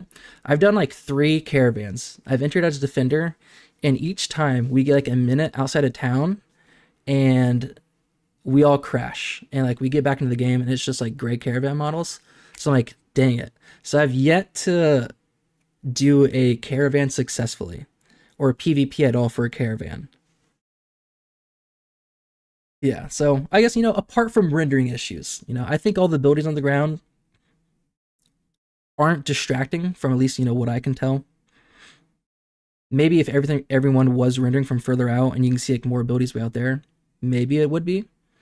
But I think this looks good for 40v40.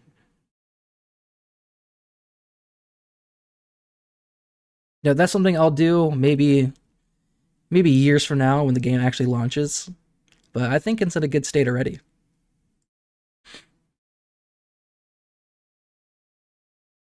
The caravans are super bugged. You've yet to get a reward on either side.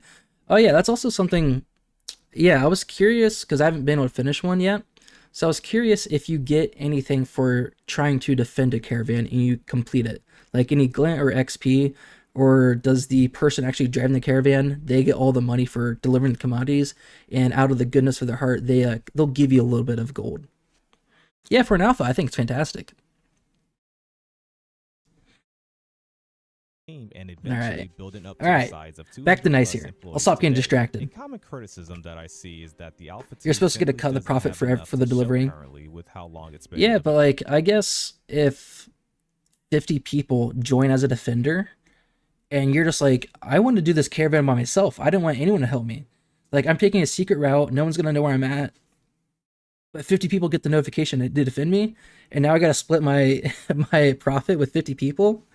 That'd be kind of sucky too, development. This usually doesn't factor in the small size of the team or COVID or things like that, and this is usually in reference to systems and missing features, but it's mostly highlighted when you take a look at the current playable area in this world known as Vera, and I'm not here to defend it. Do we know how much we're getting with the expansion of Vandegar Tropics and the Sand Squall Deserts? Are we getting new POIs? And if so, how many? Do we know this? I think it just says they're expanding those areas. It just put like 60-40. Okay, so the defenders will split 40%, but the main guy will always get 60. Makes sense. Yeah, I think that's a good way to have it. In a full Riverlands biome, and Maybe like scaling based off how many defenders you have. Like if you have like 2 people, maybe they split like 20 or 30%. But if you have like 100 people defending you, then yeah, something like 40 or 50% split among them sounds, more realistic, maybe. But that's why it's an alpha. We can test it and see what feels good and see what seems fair. Plenty of time to test it. small slices of both the Your friend tropics group and plan desert biome, is that we all whilst throw into not one, so being we all split even for the exactly success. overflowing with content, Makes sense. right? While we've always known the Riverlands would be the main focus of this test, if you would have asked me back in January if this was the Alpha 2 we were getting as far as biomes, missing systems, and missing features previously even shown, like the freeholds and this whole phases thing, I'm I super just excited would for not have freeholds believed eventually. you. So this is a fair criticism. Like, sometimes talking about Ashes of Creation and thinking about it is just like playing D&D. Like, talking about it is sometimes just as fun as actually playing, right? Like, thinking about a freehold and thinking about having a tavern and like just imagining like a little bonfire or campfire on your freehold. The night rolls around and you and like 5 friends are like sitting around a campfire looking up at the Vera's night sky, because like the skyblock looks so great at night, right? And just like chatting with them. I think that's just, it's fun to think about, just like, 6 of you being in Discord, look at the night sky, just talking, not do anything. 2 o'clock in the morning, you're all getting ready for bed, but like, yeah, let's just chill and sit by an in-game campfire and just look at the night sky. I like thinking about that, criticism, the possibilities. But instead of just focusing on what's missing and what's coming, So in super later excited for a phases, freehold. Let us discuss what is here. Something I want to stress as I give this review is progress. I feel the rate at which Intrepid shows progress throughout this Alpha 2 phase will be much more important to focus on and much more telling than any content or lack thereof currently. What do I... That's a very, very good point. And I talk about this sometimes. Like Intrepid Studios, they're pushing out patches every single day. Even when the servers are down and they're doing PTR during the week, every single day they're doing PTR patches, right? They're just like working on this game, and like the patches seem pretty significant. and they're just like working on it every single day. They're pushing out patches every single day. The progress we're seeing from weekend to weekend is fantastic. Even the first day, Pallywags, thank you for the raid. Oh, that's fantastic. Oh, I appreciate it. Mwah. Big kisses. Oh, I love it. Thank you. I appreciate that. What was I even thinking about? What was I talking about? How much they're progressing. Like even the first day of the alpha, you know, it's like, you know, super buggy, you know, people lagging across your screen, the giant walls of death.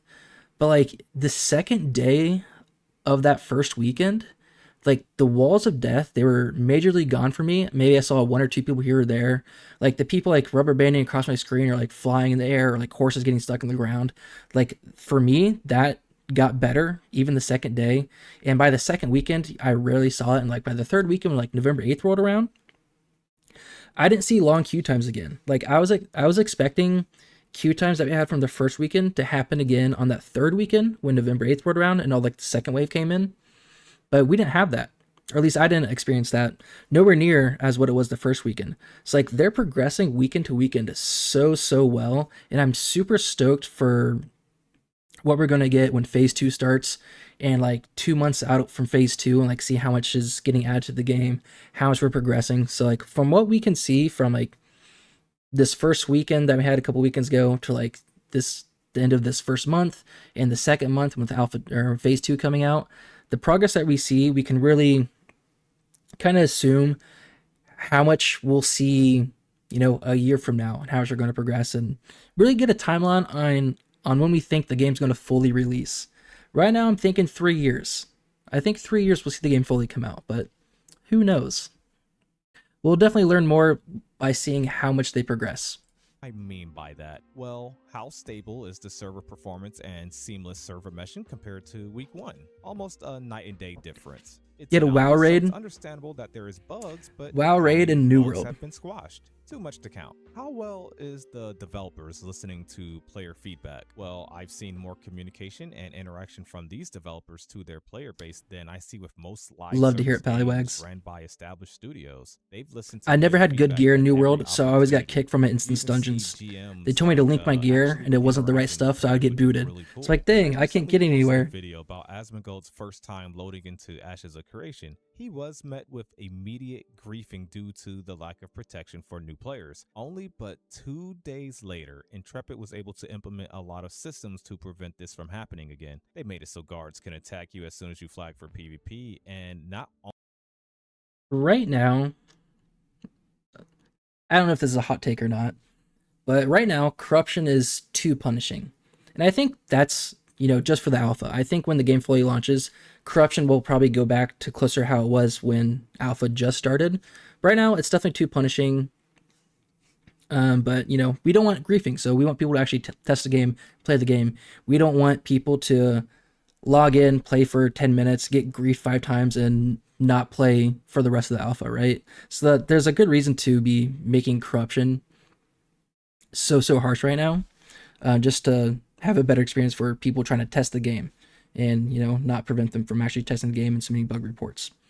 Right now, yeah, corruption is definitely too tough. I'm on Lyneth. I am a mage, and I'm level 14. You hate how easy it is to go corrupt on an accident. It's getting fixed, though. So I've never gone corrupt on accident. I never press alt for anything. I haven't looted anyone since the change came out that you get flagged for looting people.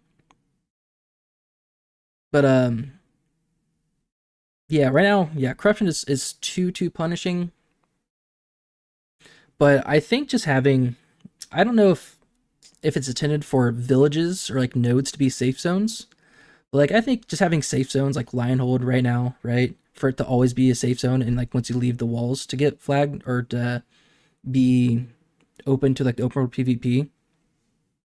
Fellow Neth player, you part of the passive pirates or something? No. So actually I just joined Overlord. And that was this past weekend.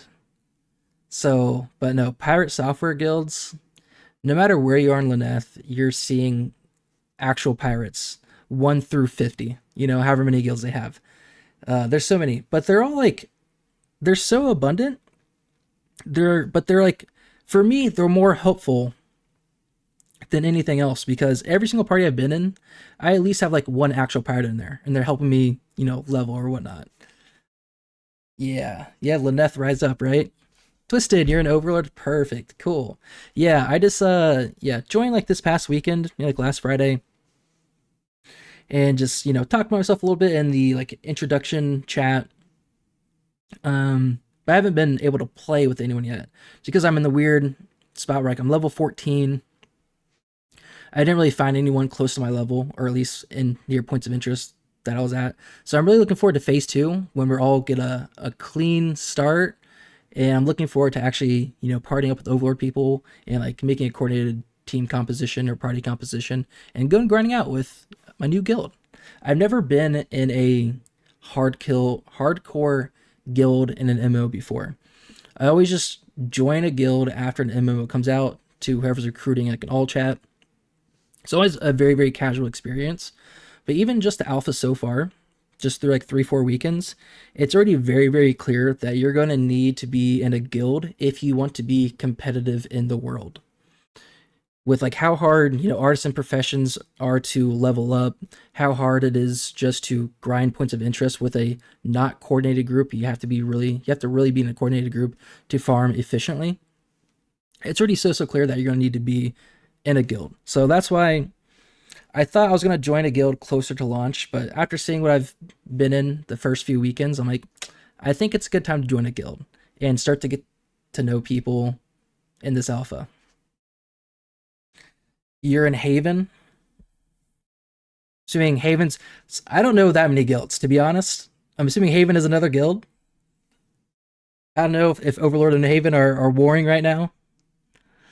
That's cool. Just saw your post an intro. Welcome to Overlord. Yay, thank you.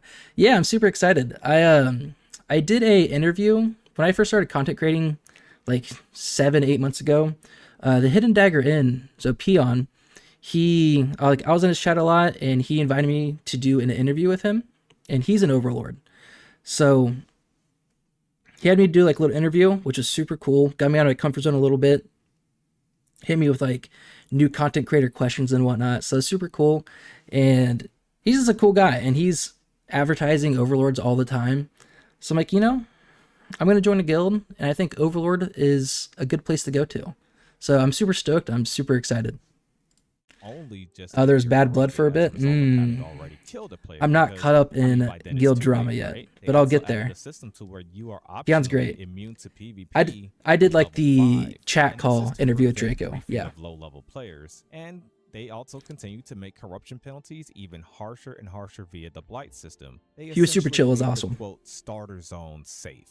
This was, of course, things Intrepid Studios had already planned, but of course it was moved up in the timeline because of... I wonder if Asmongold comes back with this, with like the safety option, but like after he hits level 5, he's still probably going to get griefed, right? Like people that griefed Asmongold, even if they paid $250 to get into the alpha, that $250 that they paid into the alpha is 100% worth it to them for griefing Asmongold on stream. Like, they have that trophy now for the rest of their lives. Like 30 years from now, they can go back to YouTube and see, that's me in Ashes of Creation with my bow killing Asmongold. I got banned for it, but I now have this trophy for the rest of my life, and that was 100% worth it. And I'm sure that's going to happen no matter what Asmongold does. So even a PvP safety option up to level 5, once he hits level 6, he's going to get griefed again, because there's always going to be people like, I just want to kill Asmongold. It's worth $250 to be seen on stream. So I wonder if there's ever going to be a safe way for him to get into Ashes and level up. Well, the whole Asmongold situation. While I feel it is fair and easy to focus on the fact that Asmongold's negative first experience was a miss. Yeah, the drama is a bit overrated. Simply due to a few bad actors, I think it's also fair that we acknowledge how quickly the core issue was fixed. I'm sure we've all played fully released MMOs with bad issues that lingered on for a very long time before being fixed, or is just still not fixed to this day. Even with the new player experience not being a huge focus of this test, I do think that preventing griefing of new players is important simply for tester retention. The new player experience. Yeah, that's exactly it. Tester retention. Because if people are getting griefed the first, hour, and that's a tester you just lost for like maybe the rest of the alpha. Or if they have a good starting experience for the first couple hours and they can actually play the game a little bit and test it a little bit, then that's an extra tester you have. That's 10 extra bug reports you get in that weekend, and maybe that's a new bug that they found that no one else would find. So yeah, player retention is definitely probably the biggest thing they're thinking about right now. Isn't exactly with making that change. done well currently, like the quest to get your mount doesn't. I do not have a group for phase 2 yet, so I'll be in the Discord a little bit, AI acting that may have told me getting closer to phase 2 because I want to try to. Made steps in the right direction. I'm down to play any archetype, to be honest. I want to try them all. So like I'm really down to find a party like, hey, what do you guys need? What archetype do you guys need? Because I'll play it. I don't care what I play right now. I just want to play everything because all the archetypes seem so cool. So Dark, what's your biggest frustration and what's your favorite aspect so far? My biggest frustration, I guess, was the new player experience. And I did I think you commented on the video, but I did like my thoughts on Alpha 2 so far video. And it felt overwhelming as a new player. Like so many quests, you don't have a sense of direction. I wanted to get away from Lionhold because it felt a little bit crowded, and I left Lionhold and went to like outskirt nodes, and all the monsters were like too high level. They're like all level 8, level 9, level 10. Then I had to go back to Lionhold. But like, the new player experience isn't the biggest focus right now, for sure. But I guess, after like I got through it, got like level 5, and I kind of figured out what I'm doing, it was a ton of fun. So it's just like that first 1 to 2 hours of a new player experience that was a bit frustrating. But after that, the only real frustration I have now is not being in coordinated groups. Going to places, getting into a group, dying 5 times in like 30 minutes, getting all the XP debt, and it's like, ugh. But that's like it's nothing on Intrepid Studios' side, right? That's just me finding a good group to grind with. But there's no real frustrations though, for me. My favorite aspect so far is definitely the combat. Combat is great. The combat makes grinding fun. And like I said earlier, the lightning strike ability feels just as good when I first got it compared to when I have it now at level 14. I'm still casting it. The combat is so interactive. I like how tough PvE is. I like how every combat encounter can lead to your death if you're not careful. Because grinding Darigal Estates by myself, I had like a Frostbolt to chill the enemy, Wand attack a few times to freeze them, Lightning Strike to shatter, and like had this good combo that I was going through where I could just free shatter, and like try to kite a little bit while they're on their CC immunity buff. Like I could kill like 10 monsters in a row without taking a single hit, and then if they evade my Frostbolt once, or they evade something where like my chill, my freeze doesn't go off, that's a big oh shit moment for me, because now they can like the giant plants, they can now blink on me, they can cast on me, they can do like half of my damage, and then I have to go ration sit down for like a minute or whatever.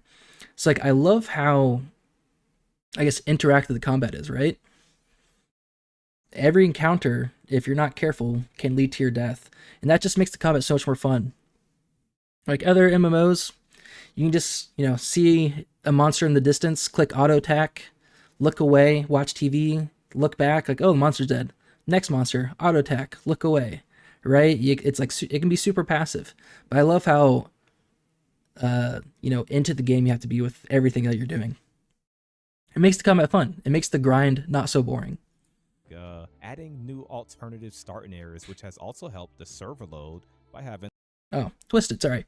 I think Ranger. I do like playing Rangers a lot, so Ranger is one I'm looking for. I'm playing a mage right now, so when phase 2 starts, I don't want to play a mage just because, I've been playing it and I want to try all the archetypes.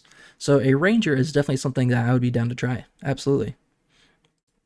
players less congested on one server runner. And I'm not sugarcoating it, but I do think that focusing on the progression that Intrepid has made and the mistakes that they have learned from is important here. Next, I want to switch gears Yeah. here. And The talk progress so about far leveling as well has as been combat. fantastic. I feel combat is the saving grace of this test. And that's the Even in biggest its thing to alpha focus state, on right now, I feel think, this is some the amount of best progress that they're combat I've making. played. I won't rant about it too much here. And seeing all the new I'm content we're just going to kinda get for having Phase too 2 many and videos Phase now, but 3, essentially it's just like a seeing how much is added to the But game, as a melee player, is going to be really using the cool. action camera, I think some of you action Andes will enjoy it to a certain extent, depending on your taste. Combat is one of the most subjective things though, right? On another note, I started as the tank archetype, and it's some of the most fun tanking I've done as far as the tank role goes. I did upload a guide on that if you're interested in that as well. The combat feels smooth with an maybe I have to watch immense its tank amount of guide. custom settings and keybinds for combat just to tailor it to your specific desires, even in this early alpha state. I think combat is very, very important in an MMO, and maybe the most important thing, as it's really Yeah. what you do the most. And it's even Combat more right now, for important that you being like early alpha AOC's 2, combat because,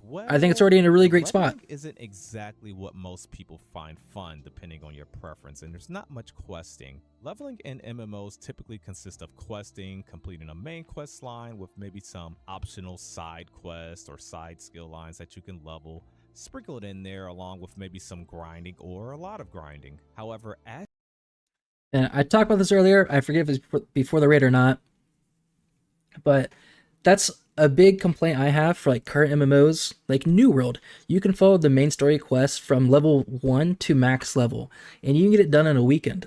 It's like, I love the sandbox style and I love the grindy style where you have to work for your levels, right? You're not just handed max level. And it just feels so rewarding, the entire process of getting max level, you know, if it takes months to do it.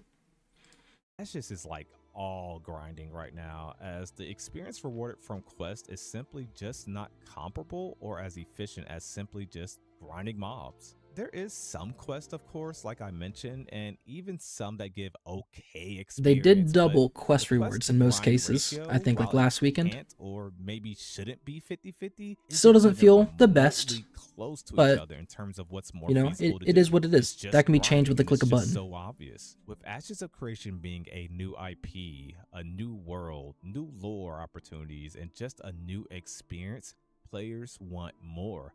But I'm sure this changes when the story arc system comes on. Actually, I think some of these quests in the game right now are really cool. I think the idea behind some of these quests are really cool. I did, on the first weekend, I did Set to Motion. There's a scholar northeast of Lionhold, and he gives you a quest called Set to Motion. You have to like interact with the Dunite Crystal. I think some people, it's like a known bug that some people can't interact with the Dunite Crystal. But like once you do that, you can go to the Gemspring POI and you find like 4 items there. And some people had a tough time figuring it out, but we got it all figured out. You go back to the scholar and you turn in the quest and you get a necklace, but it doesn't tell you what the necklace does. You know nothing about it. I was traveling around. I was like looking for rubies, and I was getting close to Carfin, and there's like an island southwest of Carfin where there's like a broken down caravan, and there's a scholar there. And I was talking to that scholar, and he asked me to show him my necklace.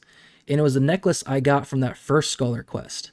But there's nothing to tell you where to go with that necklace. It's just like, hey, I got this necklace as a quest reward, and like that's it. And then I randomly just found another scholar, and he wanted the necklace to do his quest.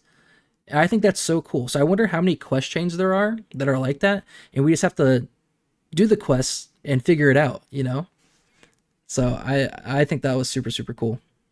You did that quest this last weekend. It was fun. I wonder where you go next. I love the mystery behind this quest. Yeah, I think it's super cool. So that second quest, it is, it's in Carfin.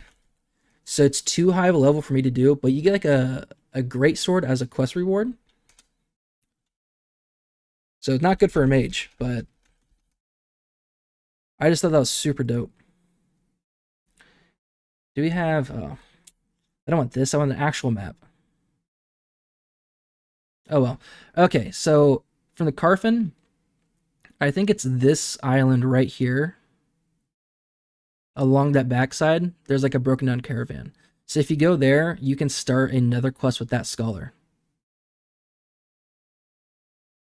Yeah, you think I have a mage type reward, right?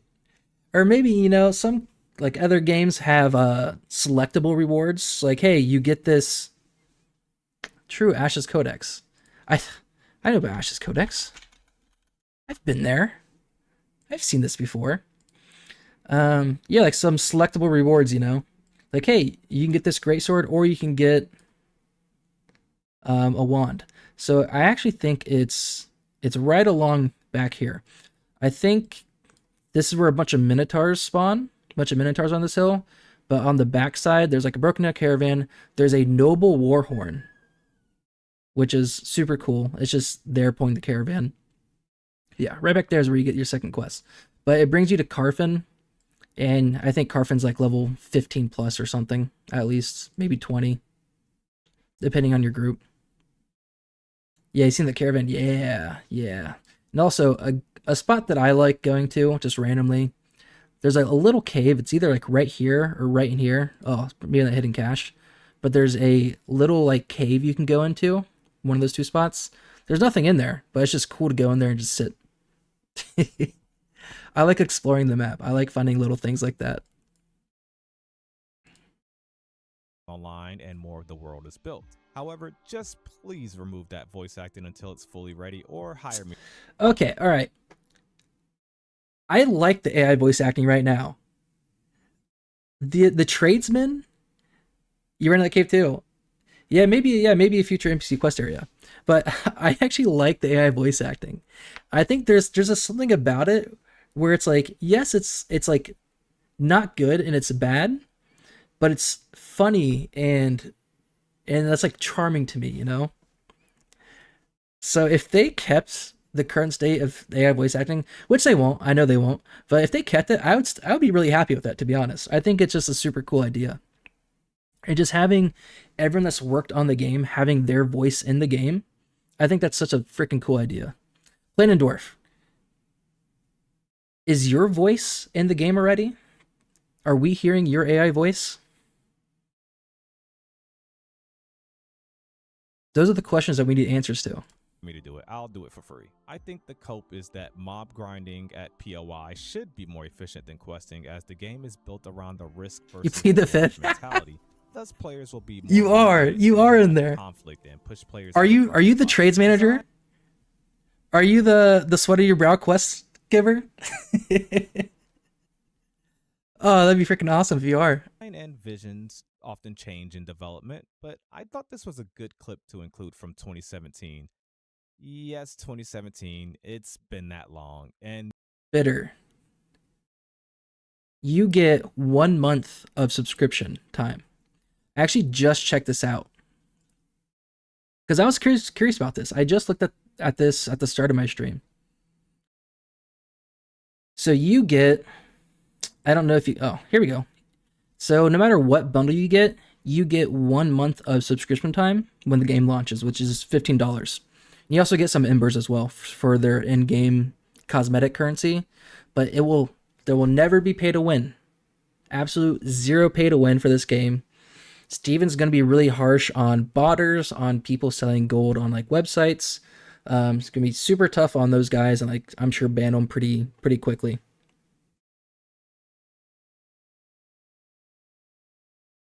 You are the alpha and the omega, the tradesman, female guard, the ancient, and the goblin. For real? I love that. I'm gonna go find everywhere that you're voice acting. No, what? No, Plandorf. Who are you? Who are you in this game? I believe that. Like the female guard, like I'm sure with AI voice acting, they can like change levels of your voice and make it sound more like a female. So I kind of believed you. yes, that is lazy peon. So is the game going to be leveling through quest or through grind? Now I can't believe anything else you say. Grind sucks. We hate the grind. Okay. I mean, what is the grind, right? Like, grinding is Oh, doing Jeffrey. the same thing over and over and over again to get to an end game that, finally the game starts. I think we need to disassociate the word grind from time. Yeah. Right? Because there is a lot of time. Not believing anything you say is good policy. Advancing your character in different progression paths throughout the game, whether it be through the religion, through your adventuring class, through your artisanry, through building up industry. Now, seeing this right here, people ask sometimes, like, is buying into alpha right now worth it? And it's all about perspective. For me, I paid for like the 250 pack back in like January. Yes, I FOMO'd out a little bit. I'm like, oh, they're getting rid of the packs. Let me get in. But I also feel good about it because like watching the developer live streams. He's Steven in disguise. Oh, that'd be crazy. Watching all the developer live streams and like watching Steven with this open project and being so transparent with everything, it makes you root for the team. It makes you root for everyone working on Intrepid Studios. Like the Freehold live stream, and they're just like going into the Freehold on their rabbits and they're dancing with the chickens. They're doing like chicken emotes, and someone says like, "Oh, ahoy there, rabbit." And like all laughing. It just feels like a bunch of friends playing this game together and making a game together. And you get to see all the personalities, and it's not just like, oh, it's not Intrepid Studios making this game. It's like all these individuals behind Intrepid Studios making this game. And that's what you really get to feel when watching all these live streams and seeing them, all the developers and Steven and Margaret all interact with each other. So I want this game to succeed, right? So like I felt really good about paying the $250 or even paying like $100 for the second wave to get into alpha to help test this game and really contribute to the game in a meaningful way, because I want to see the game succeed. But there's people that come in like, hey, I've been reading about Ashes, it looks cool, is it worth $100? Like those people, it's probably not worth it because you're not really invested into like the team right now, and like what we're getting with the alpha, I'm sure they're probably looking for like a lot more content than what we're getting. So it's all about perspective. But if you've been following Ashes for a while and like you're invested, I think like the bundle, it's all like set at a good price, and it's all about perspective. So that's what I tell people when they come to my chat and ask me like, hey, is it worth it? Like, oh, well, it's a longer story than just, is it worth it? Depends on what you're looking for and, a multitude of other things. But seeing this picture just made me think about it, because like, if you've been following for a while, this is like Jeffrey Bard. I think he left like maybe a couple years ago, but it just makes me like think like, oh, what's Jeffrey doing now? Because I feel a little bit more invested into the team, and it's not just a game. Industry and structures. There's a lot of different things that involve a great deal of time. Right, and then also Steven Money. However, we all wish we had Steven Money. Refers to repetition and refers to getting nowhere. Yeah, his house. Oh, it's crazy. Steven better have a party for everyone at Intrepid Studios at his house when the game launches. Like, no one's in office for, if anything goes wrong on launch day, there better be no one in office. If the game crashes, everyone's having a party at Steven's house, so the game's going to crash and burn on the first day. But hey, day 2, everyone's going to go back to office and they'll start fixing it.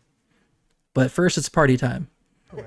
For a long period of time. We don't want that to ever be the feeling. Killing the same mob for 16 hours to gain 1/4 of an experience bar. Oh gosh, don't even get me started. I think something. We love that. that was like a major MMO that I played for a long time was Lineage 2, and like you would die in that. Lineage 2 is what I played growing up, so that's also another reason I really got into Ashes Creation. When I was like 8, 9 years old, I don't know, maybe younger. I don't know. When did Lineage come out? Whenever it came out, that's pretty much when I played it. But it's just like being nostalgic about Lineage 2, and then hearing Steven played it as well, and he pulls inspiration from their systems, mainly like the corruption system. Like, oh, this is what I've been looking for. I'm not about Throne of Liberty. I'm not about New World. I want Lineage 2. So this is giving me like Lineage 2 vibes, and I love it. You're gonna have the most insane LAN party of all time. We actually have a dev who's gotten 3 tunes to level 20. 3 tunes to 25? Holy shit. That's crazy. I mean, that's when, if you got a coordinated group, I'm sure you can hit 25 pretty quick, but I've done a lot of exploring, not a whole lot of grinding, but I'm level 14. That's taken, what, 4 weekends now? That game, you would lose a couple percent, and it would take you literally like 12 hours or 24 hours to get. Which that launch back summons will get 2 days early. straight grinding. Is that true, And Scott? I really just wanted to like hit my head against a wall. Right. Yeah. It was It wasn't a great experience. It was not a good experience. And Can we pay an extra $30 to get 2-day early access? Your subscription, it's not $15 for the first month. It's $60, but you get 2 days early access. Pull a little Diablo 4 action. There are other portions of the game that I love, but we don't ever want to have that type of experience where you're grinding. We want you to see the efforts produce fruit while you're working your way and the time you're devoting to that path you're working to. And we want enough stuff to do in the game that you're always engaged. What Steven just said, I mean, that kind of feels true. Like, yes, it's super grindy, but it doesn't, if it does feel rewarding. So like what he said, that was probably like an interview from like 5 years ago, maybe. So I feel like that's still holding true. Right, where it's not just People would rage so hard. Could you imagine the videos coming out? That, like, you can't do them all, you know, and that. So with that being said, maybe eventually. Oh, really? we'll Kickstarter see package? Oh, that is true. Oh, cool. I had no better idea. Rewarded. Next, I want to talk about how social this MMO is. I know everyone has a different experience, but Ashes of Creation built a huge following and community even before its Alpha 2 launch. However, something needs to be said about how social this MMO is. Similar to old level, school MMOs, yeah, hitting level players 2 is actually rewarding. socialize. It I felt know, good. It's weird. This is the stuff I've only heard about in legends and old videos that I've watched of the MMOs of past. Of course, I've been social in MMOs before, but the design decisions in this project really cause you to ascend your level of social comfortability. Best part is, this will only. Yes, I love the social aspect. I love getting into a party. Yes, not the best parties, but I love how I get to talk to people. Like, we're getting shit on, and we can all 8 of us in this party like talk about how bad we are and how we're getting shit on. So it's like a bonding experience. Only be more and more the case Like, yeah, as more systems and features come online. Like, all the parties I've joined so far, like, everyone's talking all the time. Right? It doesn't feel like I joined a party of 7 people. They're all in a Discord channel together, all talking voice chat, and I get to hear like 1 or 2 things through one person. Like, hey, we're going to this place now. Just follow us. And like, that's all the interaction I get. So yeah, so I love how social everyone is so far. You need other Brings back the players who EverQuest have days. this EverQuest. So when I played MMOs, like Guild Wars, Lineage, WoW when it first came out, EverQuest, like I was young enough where like I just played MMOs for the social aspect. I didn't really understand that there's an end game. I didn't understand that like, oh, I want to rush to max level to get like good equipment. I just played to talk to people. I remember in Lineage, you can get a wolf pet through like a quest, and you had to travel to a bunch of places to finish this quest, and it cost me all my gold to do it, to fast travel to all these places. So when I finally got my wolf, it died, and I had no money to get a resurrection scroll to bring it back to life. And if it's dead for 30 minutes, you lose it forever. So I was like a beggar going around talking to people like, hey, like, please save my wolf. I need help with my wolf. And then like after that experience, like I joined a clan, and I was like followed my clan leader around, and I just talked to him all day. There was like, I remember one time there was people speaking Spanish, and I'm like, hey, I want to learn Spanish. Talk to me, guys. I joined their party. I talked to them for a little bit, like, teach me something. So I was just all in for the game, just like the social aspect, to go talk to people and whatnot. So I love that we're getting that feeling again. certain artisan trades that you didn't. You need to work with fellow citizens of your node to accomplish goals. You said EverQuest. In EverQuest, I remember I played a frog, one of the frogmen, and that's all I remember from the game. I was playing a frog, go around talking to people, and like I only probably played it for like a week or 2. I don't really know, but I just remember I was playing a frog, and that was so cool. Frog lock. Oh yeah. Oh, Nash's hardcore mode, where one death wipes a character. I die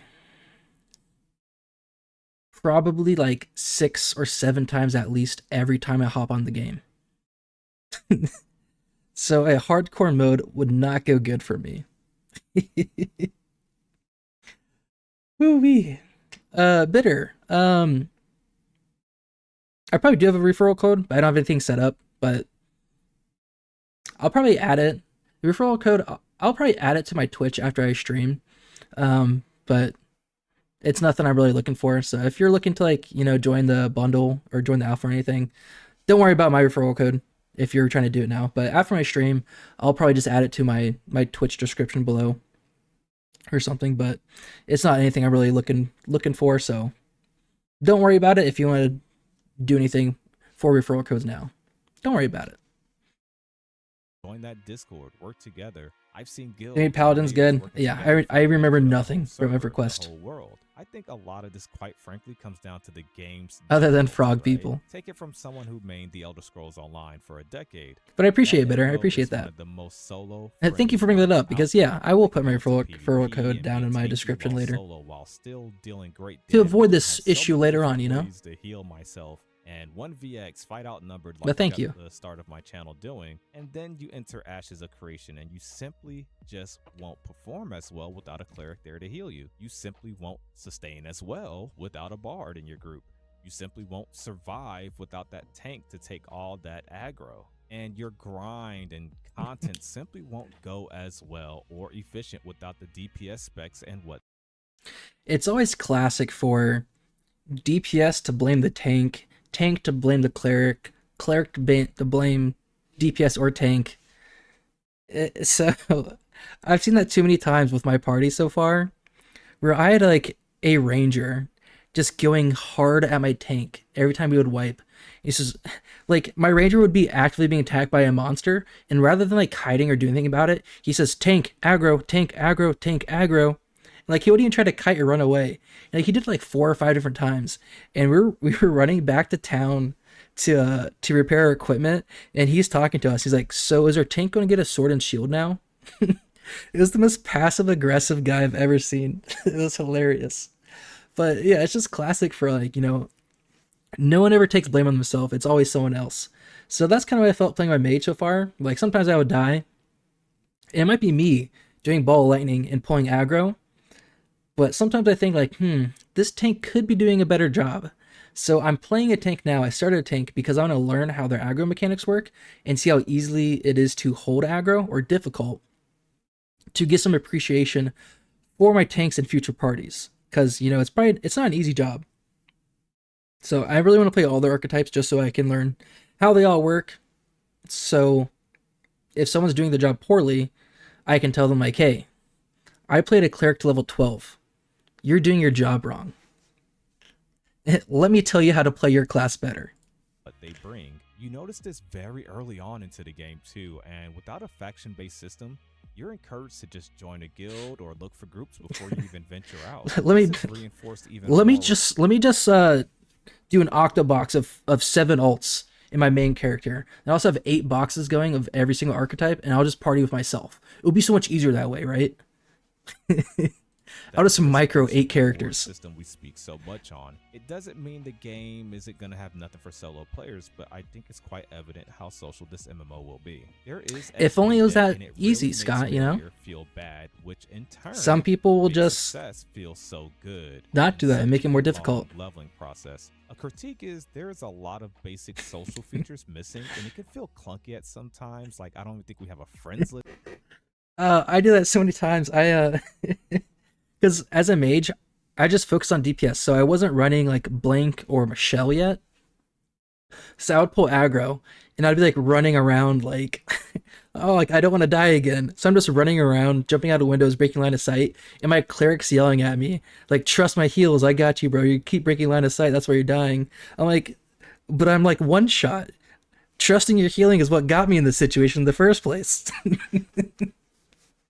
It's so much fun. I love party drama. I told her as a bard main is when people run low on mana and aren't running refreshing follow through on the weapon skill tree. Dude, so I'm saying you play in Dwarf. I wonder what's more effective. In my recent video, I made a point to like run refreshing follow through, but I also said that like if you're grinding a POI and like your party's here waiting for respawns, and there's another party over there killing a mob, if you just go over and auto attack that mob, you will keep proccing your refreshing follow through, right? And would you get more mana back just by auto attacking the other party's mob, getting refreshing follow through, or would you get more mana just sitting down and resting? Because you get like a decent amount of mana just by auto attacking, and you know you can finish a full weapon combo in just a few seconds. So I mean, yeah. So I had a little tip. I'm like, yeah, just auto attack another party's mob, but I haven't like tested to see if it's better mana regeneration compared to just sitting down. But I think that's like a cool little tidbit to think about. List currently, but things like that are going to be implemented soon. I mean, at least they have good customizable UI, and you can make a using name chat box name with boxes do heals allowed. makes a lot of sense. That's why you tab target and not action combat, is because you can click nameplates and you know it's a lot easier. Maybe he was using action combat camera. Maybe that's the issue. In a MMO for PvE or PvP, I feel like I'm just Attacking gives more mana in your experience. Cool. Yeah, that's what it felt like that too, but I didn't like crunch the numbers. But in this Sandpark MMO, I'm feeling right at home and comfortable with doing so. Tab targeting still required line of sight. Makes sense. These large groups and work together. I haven't played Cleric yet, so I don't have insight to all the ins and out yet. On the POIs and mob design. But that makes I want sense. to apologize for not streaming this past weekend, but I really wanted to focus on just gaming, just leveling, and just building a relationship with my guild as we get people geared and leveled up and grow closer. Shout out to the Syndicate Guild. We recently did our first run through the most difficult and entertaining POI, the Tower of Carfen. We were very under. I'm very much looking forward to Tower of Carfen. It's like I love seeing places all across the Riverlands that we've seen in developer live streams, right? There's been a few times where I've gotten to a place and I pulled up the Ashes of Creation's live streams and like put it side by side so I can see like this is where Steven was standing in this live stream that had like thousands of people watching, and like now I'm actually standing here in game, and I just think that's so cool. So I really wanted to get into Carfen because that's like the biggest accomplishment you can have with that experience, like seeing what's in live streams. Like Carfen is probably the biggest thing that we could do right now. So I'm looking forward to that. I gotta hit level like, I don't know, 18, 17, somewhere around there. Get a good group, get the Carfen, go explore it. It's gonna be great. Together and coordinate to make this happen. I think this POI is well done, very spacious, and reminds you of what an open world dungeon truly means. No instances, just simply walk into the dungeon. Like right here, I go to Carfen for rubies, and I do like a big run around all of Carfen, and I think this is like a waterway you can like swim under up on the mini map. So like I go under this bridge all the time, and I'm like, that's where Steven was. Carfen level 19. Maybe with, you just said 18, so almost there. I mean, I'm sure if you get a coordinated group, I think like the wreckage of Carfen, like when you first get in, I think level 15 are some of those mobs. But I'm sure like once you get in, it's probably super high. Or if you're like a really good group, you can probably, you know, fight up a couple levels. You should just level 20 plus with decent gear and a good group. Yeah, the biggest thing is going to be a good group. Dungeon, and hope you're prepared. Very lovely environment and epic setting, but was definitely missing that story, you know, that narrative of why you were there, the origin of this blood magic. Why is this the way it is? Looking forward. When do we get story arcs? Do you get story arcs phase 2? Sorry, nice. We'll get through this video eventually. We'll get through it. Because I think story arcs are on one of these graphics, right? Story arcs for Riverlands. Yes, December 20th or whenever phase 2 starts. Story arcs. That's going to be cool. And dynamic world dungeons. Do we have any? We don't have any dungeons.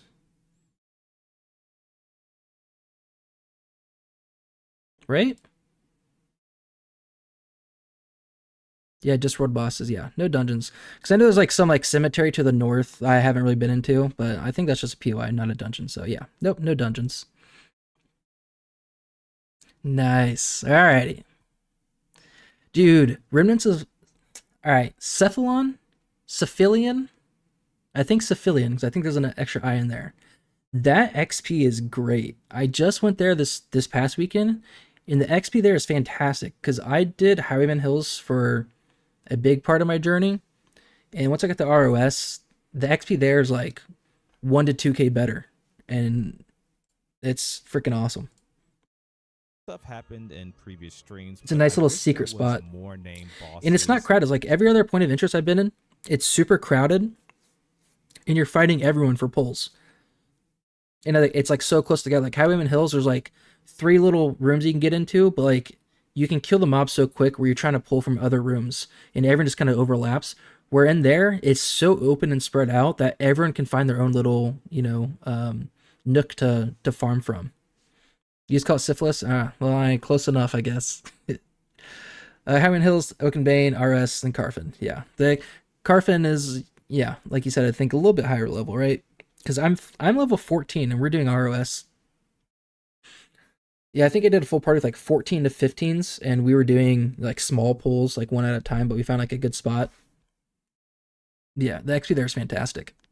With a backstory, NPCs with some dialogue, some signs you can read, stuff that you can kind of get from the environment. However, I'm sure Remnants of Syphilis. Once again, and honestly, dude, all right, Planendorf. This is a serious ask to change the name of mining to like prospecting. Because you know how you have artisan gear? And like, you want the mining, like you need a miner's shirt or like a miner's belt. There's also undergarments. So, you want a miner's parts for artisan gear. Because I said that on stream the other day. And then after I said it, I'm like, oh my God. I could never say those words again.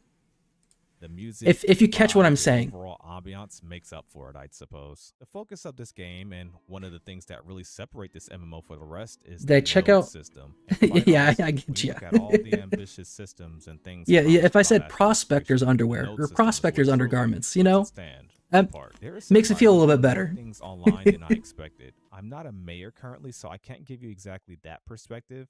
But I'll run for election next time around. I'm wanting to campaign, do debates, and tell all of global chat how I grabbed a hot Vec by the pussy. I'm kidding. Oh, shit. There is really more online than expected, such as the mayoral buy orders. I didn't think we would get a Trump reference coming out of Nice ever. The main focus of the game. I didn't expect politics to come out from anyone. Or any political reference. One node type and one racial node aesthetic. This, I feel, is honestly a disappointment, but I cannot wait to see the full technology of the node tech come online as the world expands with all the node-related systems with it. It doesn't take a genius to tell you that. I'm super stoked to finally see a Metropolis and actually walking through Metropolis. Communicating that this would not be a full product and would have more bugs than Narc's pizza boxes. I've seen a lot of very bad bugs and some that are just slight inconveniences. Up until this past weekend, goblins outside Ursine. Get a bug where whenever I'd basic attack with my ranged weapon, I'd lose the ability to basic attack or weapon swap until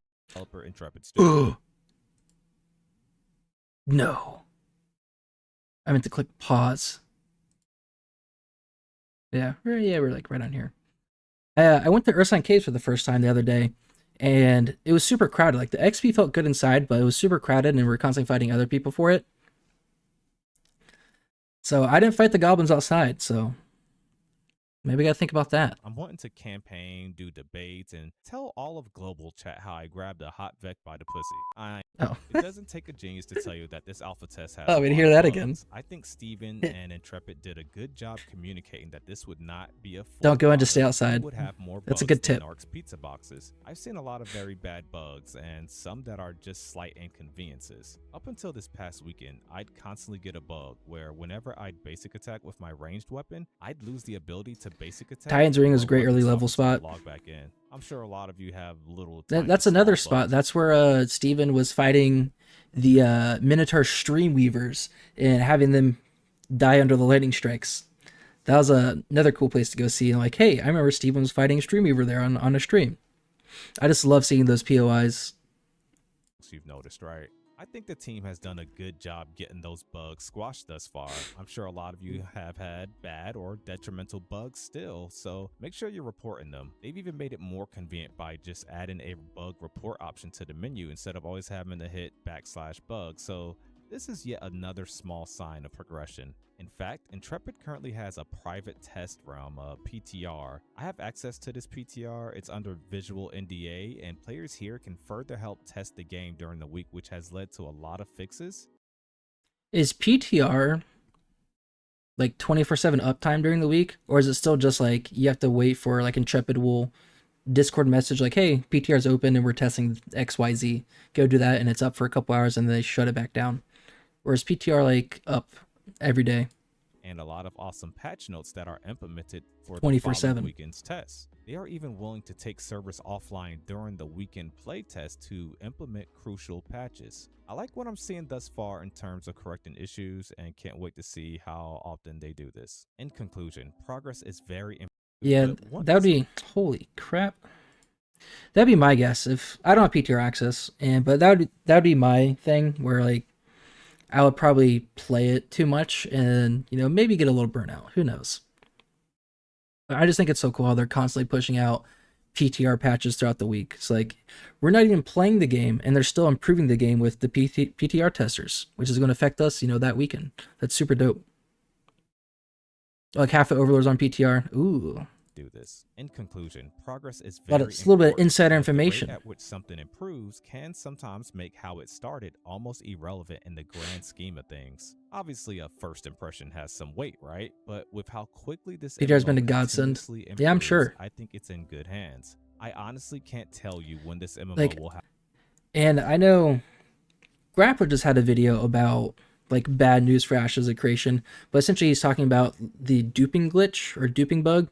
He doesn't talk about how to do it. I don't know how to do it. I haven't seen anyone do it yet, but like, I love, you know, we're in an alpha, perfect. We got a wipe coming up, but I love that the duping glitch was found before the second wave of the alpha because of like people knew about it, but didn't report it or whatever. And phase 2 started. And then all of a sudden there was like a guild doing this duping glitch. Like that would freaking suck. So I'm loving that something that big was able to be found so early with just alpha. So who knows what else we'll find. I did a bug report. So I found a way to get like unlimited 10 ingots the other day. So I did a nice little bug report about that. And I felt good about myself because I got like 12 ingots and they're like real ingots. So I was able to sell them.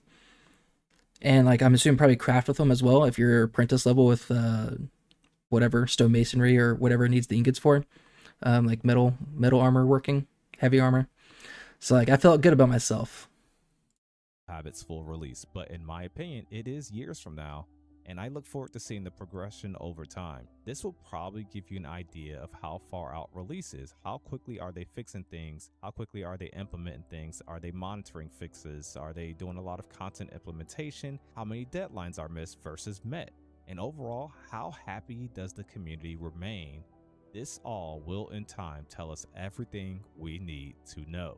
Remember to leave your thoughts below on the alpha so far. If you enjoyed the video, please click the like button as it helps others to. Thank you, nice. How much is Steven sleeping a night? Over or under 4 hours? Because, like, I'm pretty sure he's, like, sending Discord messages, like, all throughout the night still. Like, when servers are up over the weekends. I'm sure Steven's, like, constantly working. I'm sure everyone at Intrepid Studios probably is. I'm surprised you have any downtime, Planet Dwarf.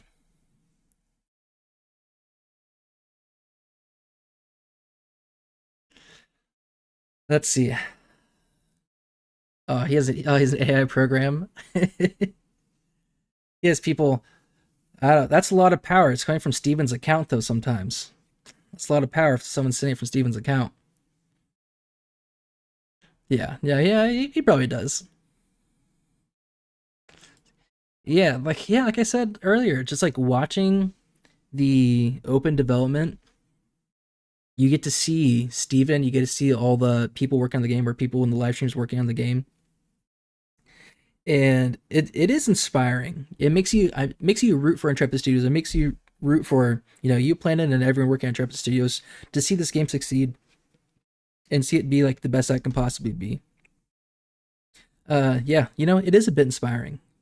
It makes you root for the game's success. That's like, just like being an open development project, like,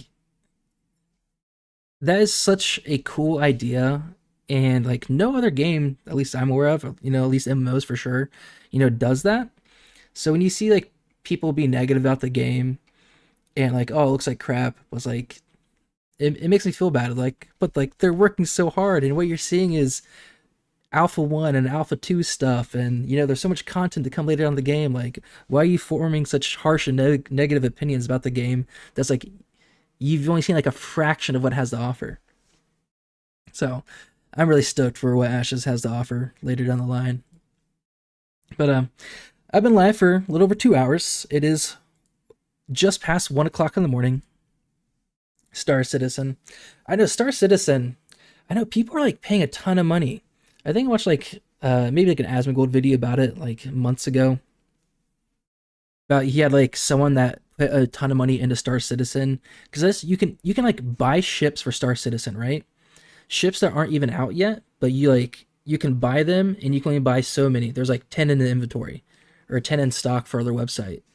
Yeah, you buy a ship, but it's like crazy to sound like to hear that you can buy ships before it's even out. Crazy. Planendorf, thank you for coming by. Yeah, I'm about to stop the stream here. 1 o'clock in the morning, get a little bit late. But thank you. I know I had couple raids, Pally, Theory Forge, Phantom X raids. That was freaking awesome. All the new follows, everyone chatting, definitely made my night a little more interesting and made me very happy, so I appreciate it. Everyone coming by, everyone chatting, everyone following. Laughables, hello, first time chatter, thanks for coming by. I'm sorry if you just showed up. I'm about to end the stream, but I really appreciate it. I'm glad I thought about this. I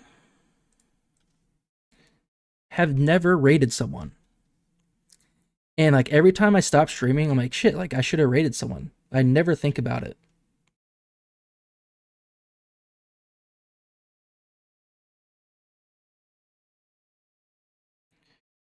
Duke Laffer.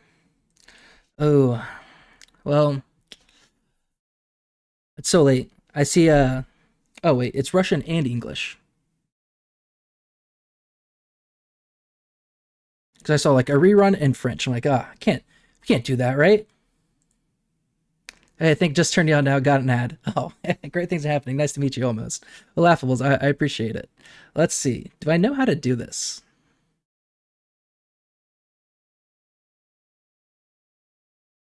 Alright, we're going to try the first raid ever.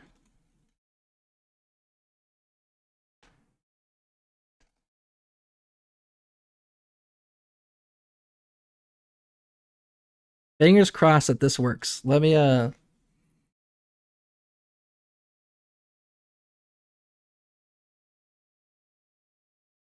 let's see how it goes. Thank you guys for coming out. I appreciate everyone. Did you watch Overlord's raid this last weekend? I did for Firebrand. Yeah, they posted the video, liked it, commented. Hopefully next time I'll be part of it. But I'll be seeing y'all. We're gonna go raid. So thanks for everyone coming out. Big kisses, much love, and I'll see you guys next time.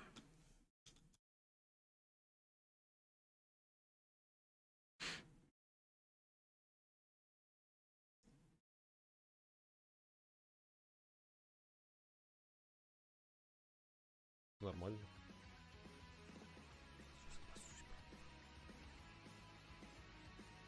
Oh. Did it work? I don't know if it worked. Alright, I'll try it one more time. Ну, кстати, да, пока у Барда самое... Is that sub-only chat? Is that gonna stop a raid? Alright, I'll try it one more time. В принципе, в любой игре сильно роляет кайт, но сейчас, конечно, трындец. Мы гнались за рейнджером и просто не могли его догнать.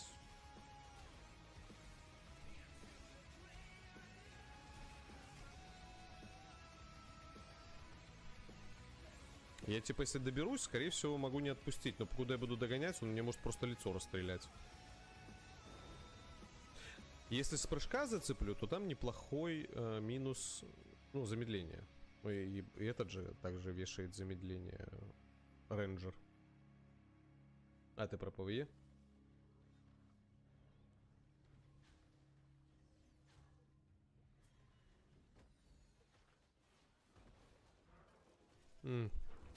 Не оптимально.